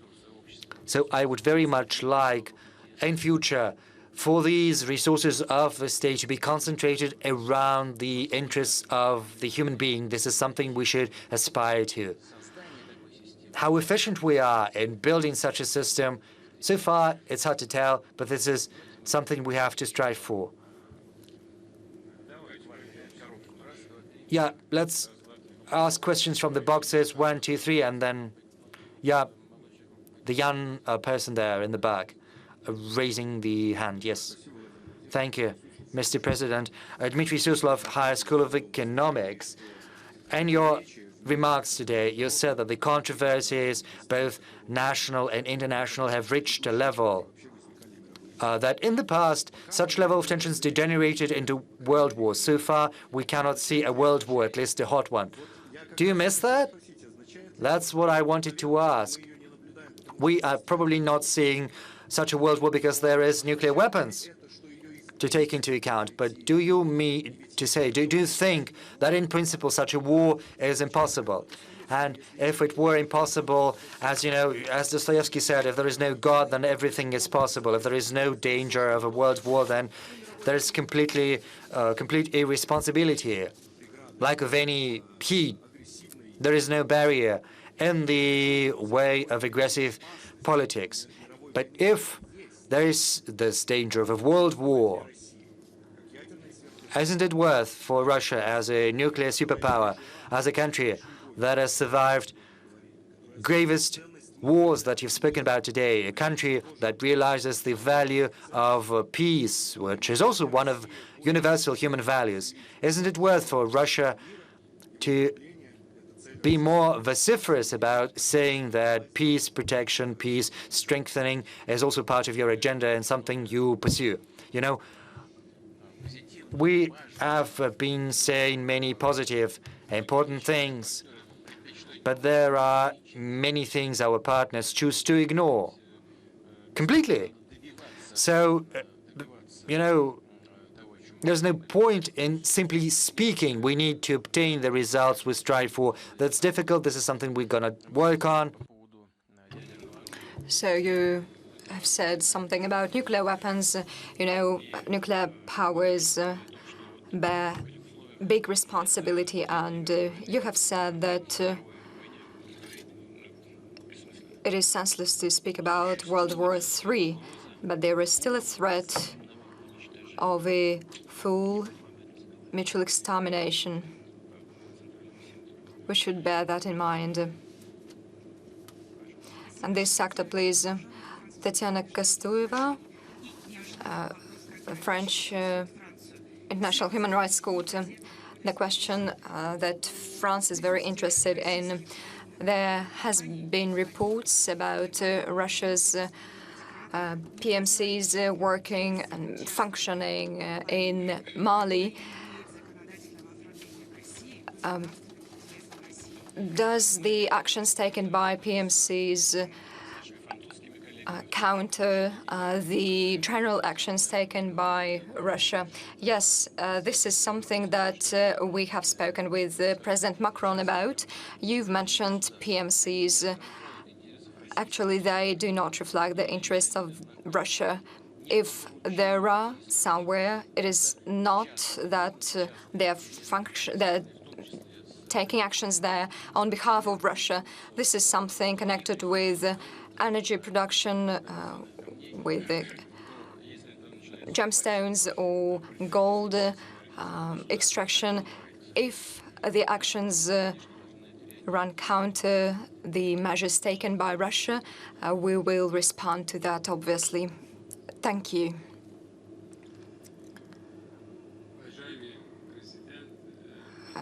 Mr. President, first, thank you for giving an opportunity to have a discussion on many issues with you. I have a question about the Caucasus region. The problems there have not been solved yet. The truce has been introduced, but there are countries and brotherly republics together with Russia have come up with a 3+3 format. But Iran, Azerbaijan and Russia has established a format, including North-South corridor.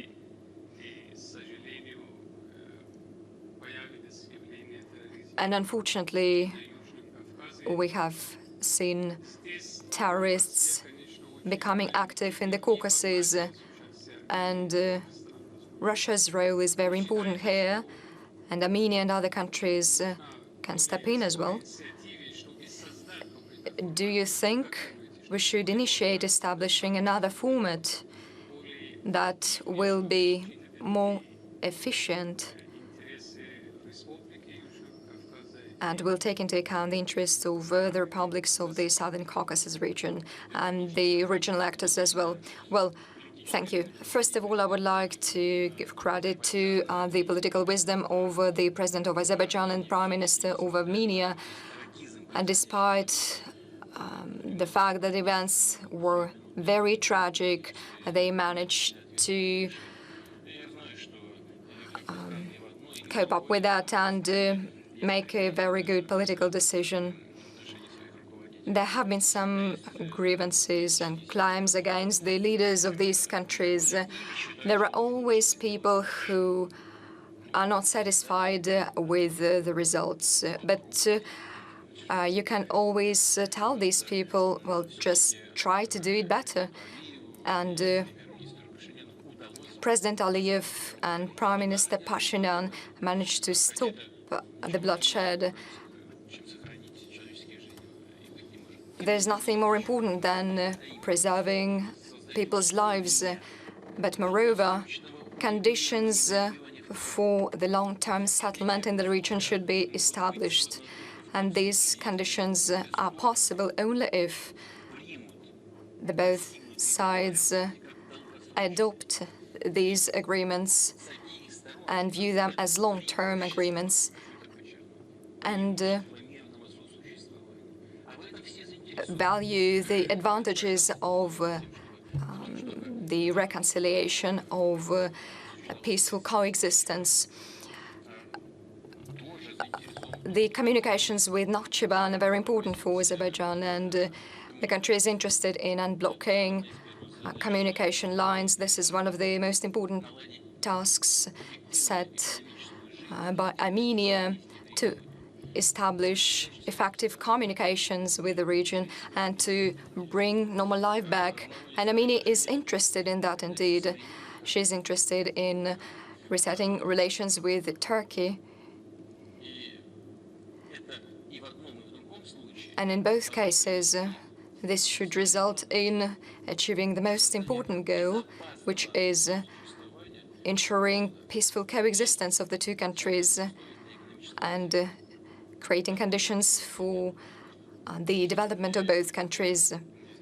Is it possible? Yes, it is, and we have done what we could to stop the bloodshed there, and our peacekeepers have been fulfilling their duties there, and almost 50,000 refugees have come back home, and by and large we've managed to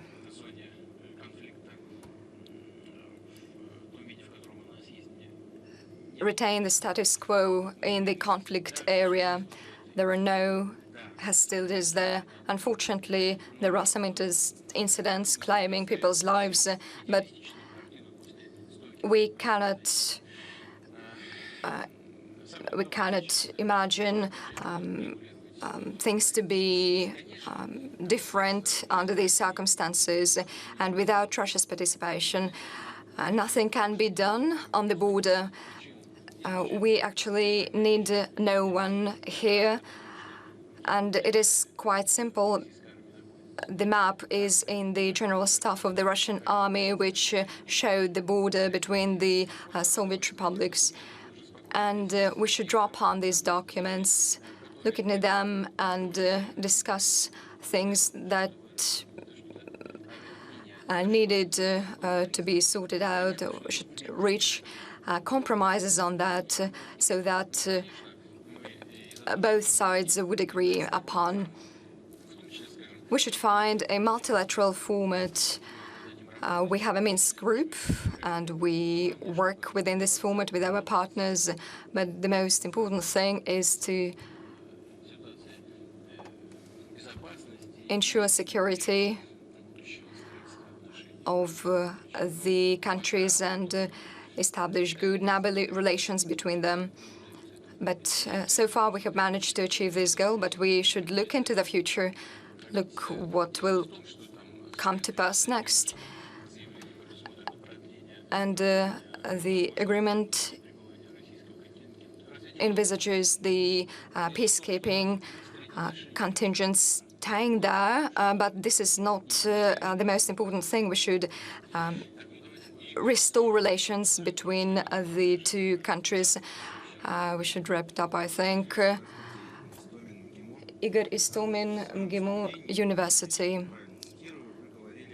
In your remarks, you have said that reforming of international organizations may be an item on the agenda.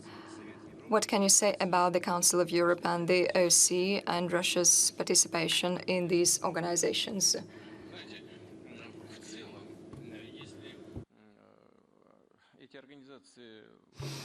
By and large, if these organizations will work on implementing the objectives for which they were established in the first place, well, this will make sense. The Council of Europe is the European affair, and the same is true for the OSCE. But if they will continue to lecture the new states established on the former post-Soviet space, they can hardly continue to exist like that. And if Russia stops participating, stops becoming part of these organizations, it will lead us nowhere. No one likes being lectured. We should take a broader look at those issues, including humanitarian issues, if we speak about the Council of Europe, or the security issues in Europe by and large. So we are going to finish it here. Please, in the center. Thank you. Thank you very much. Athar Javed, Director General, Pakistan House, Islamabad. Actually, with all due respect, of course, the counter-terror campaign is very important internationally, and it will continue.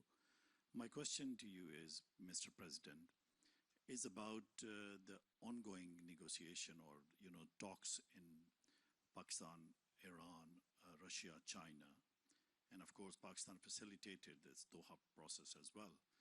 In the wake of NATO failed completely on almost every misadventure they made, including Afghanistan. Of course, the mess is their responsibility.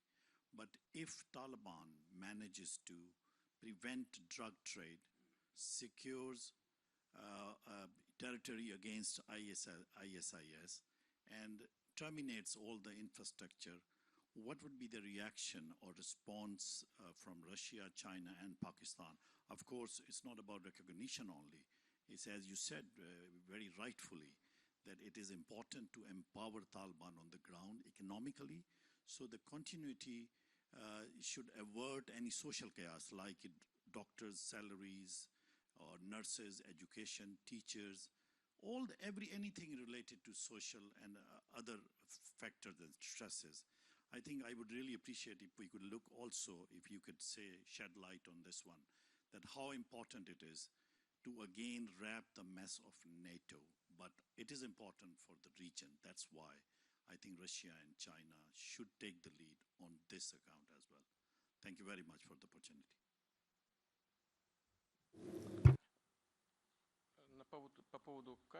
Well, as far as this mess left by NATO is concerned, I suggest we shouldn't speak about that right now.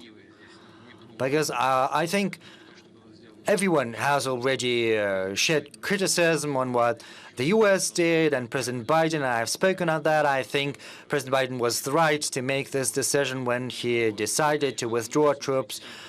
But right now we've got to look into the future.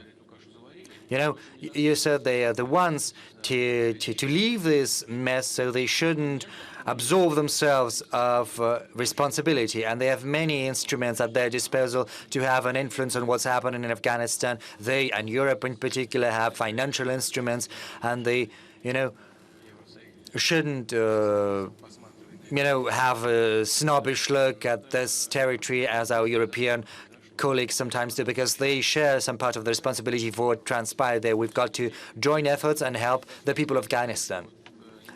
And we have to understand that we should not repeat the mistakes of the past. We should not try to impose on the people of Afghanistan what the Soviet Union tried to do, nor what the U.S. tried to impose. I think the USSR had a better, a more balanced approach when it intervened in Afghanistan. And the regional powers, and Russia in particular, are interested in improving the situation, and Russia will do its part to make sure the situation normalizes. As we can see, Taliban is trying to fight extreme radicals whose terrorist aspirations leave no room for doubts. They try to fight ISIS in particular. We understand ISIS simply joined Taliban to achieve their short-term goals. Right now they're attacking Taliban themselves. And we also understand that inside Afghanistan, Taliban has to build bridges with all ethnic, religious groups, with all political organizations, social organizations. But we need to start with the ethnic component. Taliban mostly consists of Pashto groups, but there are also Tajiks, from 40 to 47%, according to different assessments. That is a very big number. Besides, there are Uzbeks, Kazaris, and other ethnic groups too. So if you look at it from this point of view, yes, we know that there are representatives of these groups in the government, but not in the first row of seat. And there are people who want to claim an active role in the new government system, and this balance has to be struck. We're not nudging them to do anything. We are just sharing with them a view from the outside.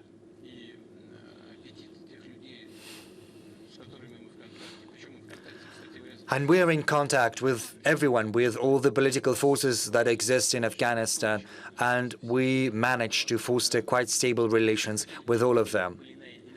And we want there to be an acceptable compromise to be found. And we do not want issues that exist inside to be resolved with the force of arms. We want women's interests to be taken into account. Afghanistan needs to strive to be a modern state. And I believe that the role and significance of Pakistan in that sense is not inferior to those of China or Russia. That is why we are interested in developing cooperation with your country in particular in order to secure a joint result. Without a doubt, Russia's interest is to make sure that, in the end, Afghanistan exits from this never-ceasing civil war, and we want the people of this long-suffering nation to feel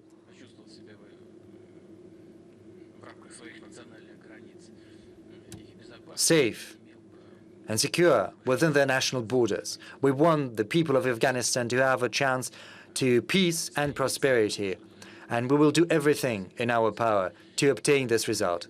I believe, yes, Mr. President, thank you very much for this conversation. I will absolve you of the functions of the moderator because it's high time. Well, you know, I never laid a claim to your position, you know, in a preventative manner. I think we've had a very interesting discussion. We've covered almost all the subjects possible. A huge thank you. And throughout this discussion, I think we shouldn't haste to go to New York. I think next year Valdai Club is going to gather once again in Sochi. We hope that everything is going to be great. We'll see you in person, and we'll probably have a 5-hour discussion next time. Yes, thank you. You don't need to organize this concluding session in New York. You know, there's no irony to what I say. Many people interesting would be go to Afghanistan, to other countries. There is good grounds behind that, and in Europe too, to talk about the issues that Europe finds most relevant today. Well, we could talk about energy, climate issues. Why not? I know, yes, we hold events everywhere, and you could do that in New York too. Thank you. Are you laughing? You don't think that is important? I would like to thank you, colleagues. Indeed, for many years you've been coming to Russia, and you still demonstrate a great deal of interest in our country. That is a good opportunity for me, for my colleagues, because your humble servant speaks in this format. Our ministers come here as well. I know that our foreign minister spoke here. The mayor of Moscow, our capital, spoke here in the past. It gives us an opportunity to tell you what our view is of Russia's role in today's world, the direction we're moving in. I think this yields some very good practical results. You know, colleagues, you know, our vice prime minister has just got back from the U.S. and he says that I was surprised, he says, when I spoke to the administration, to the security advisor, and I felt, he said, that there was some deficit of information. Maybe the CIA, they don't trust the CIA or something, I don't know. But such platforms are in high demand because they give us an opportunity to have a frank discussion, to speak to one another, to feel one another, and the decision makers at different levels will take into account, in particular, what we speak about at the Valdai Forum. Thanks a lot, and bye.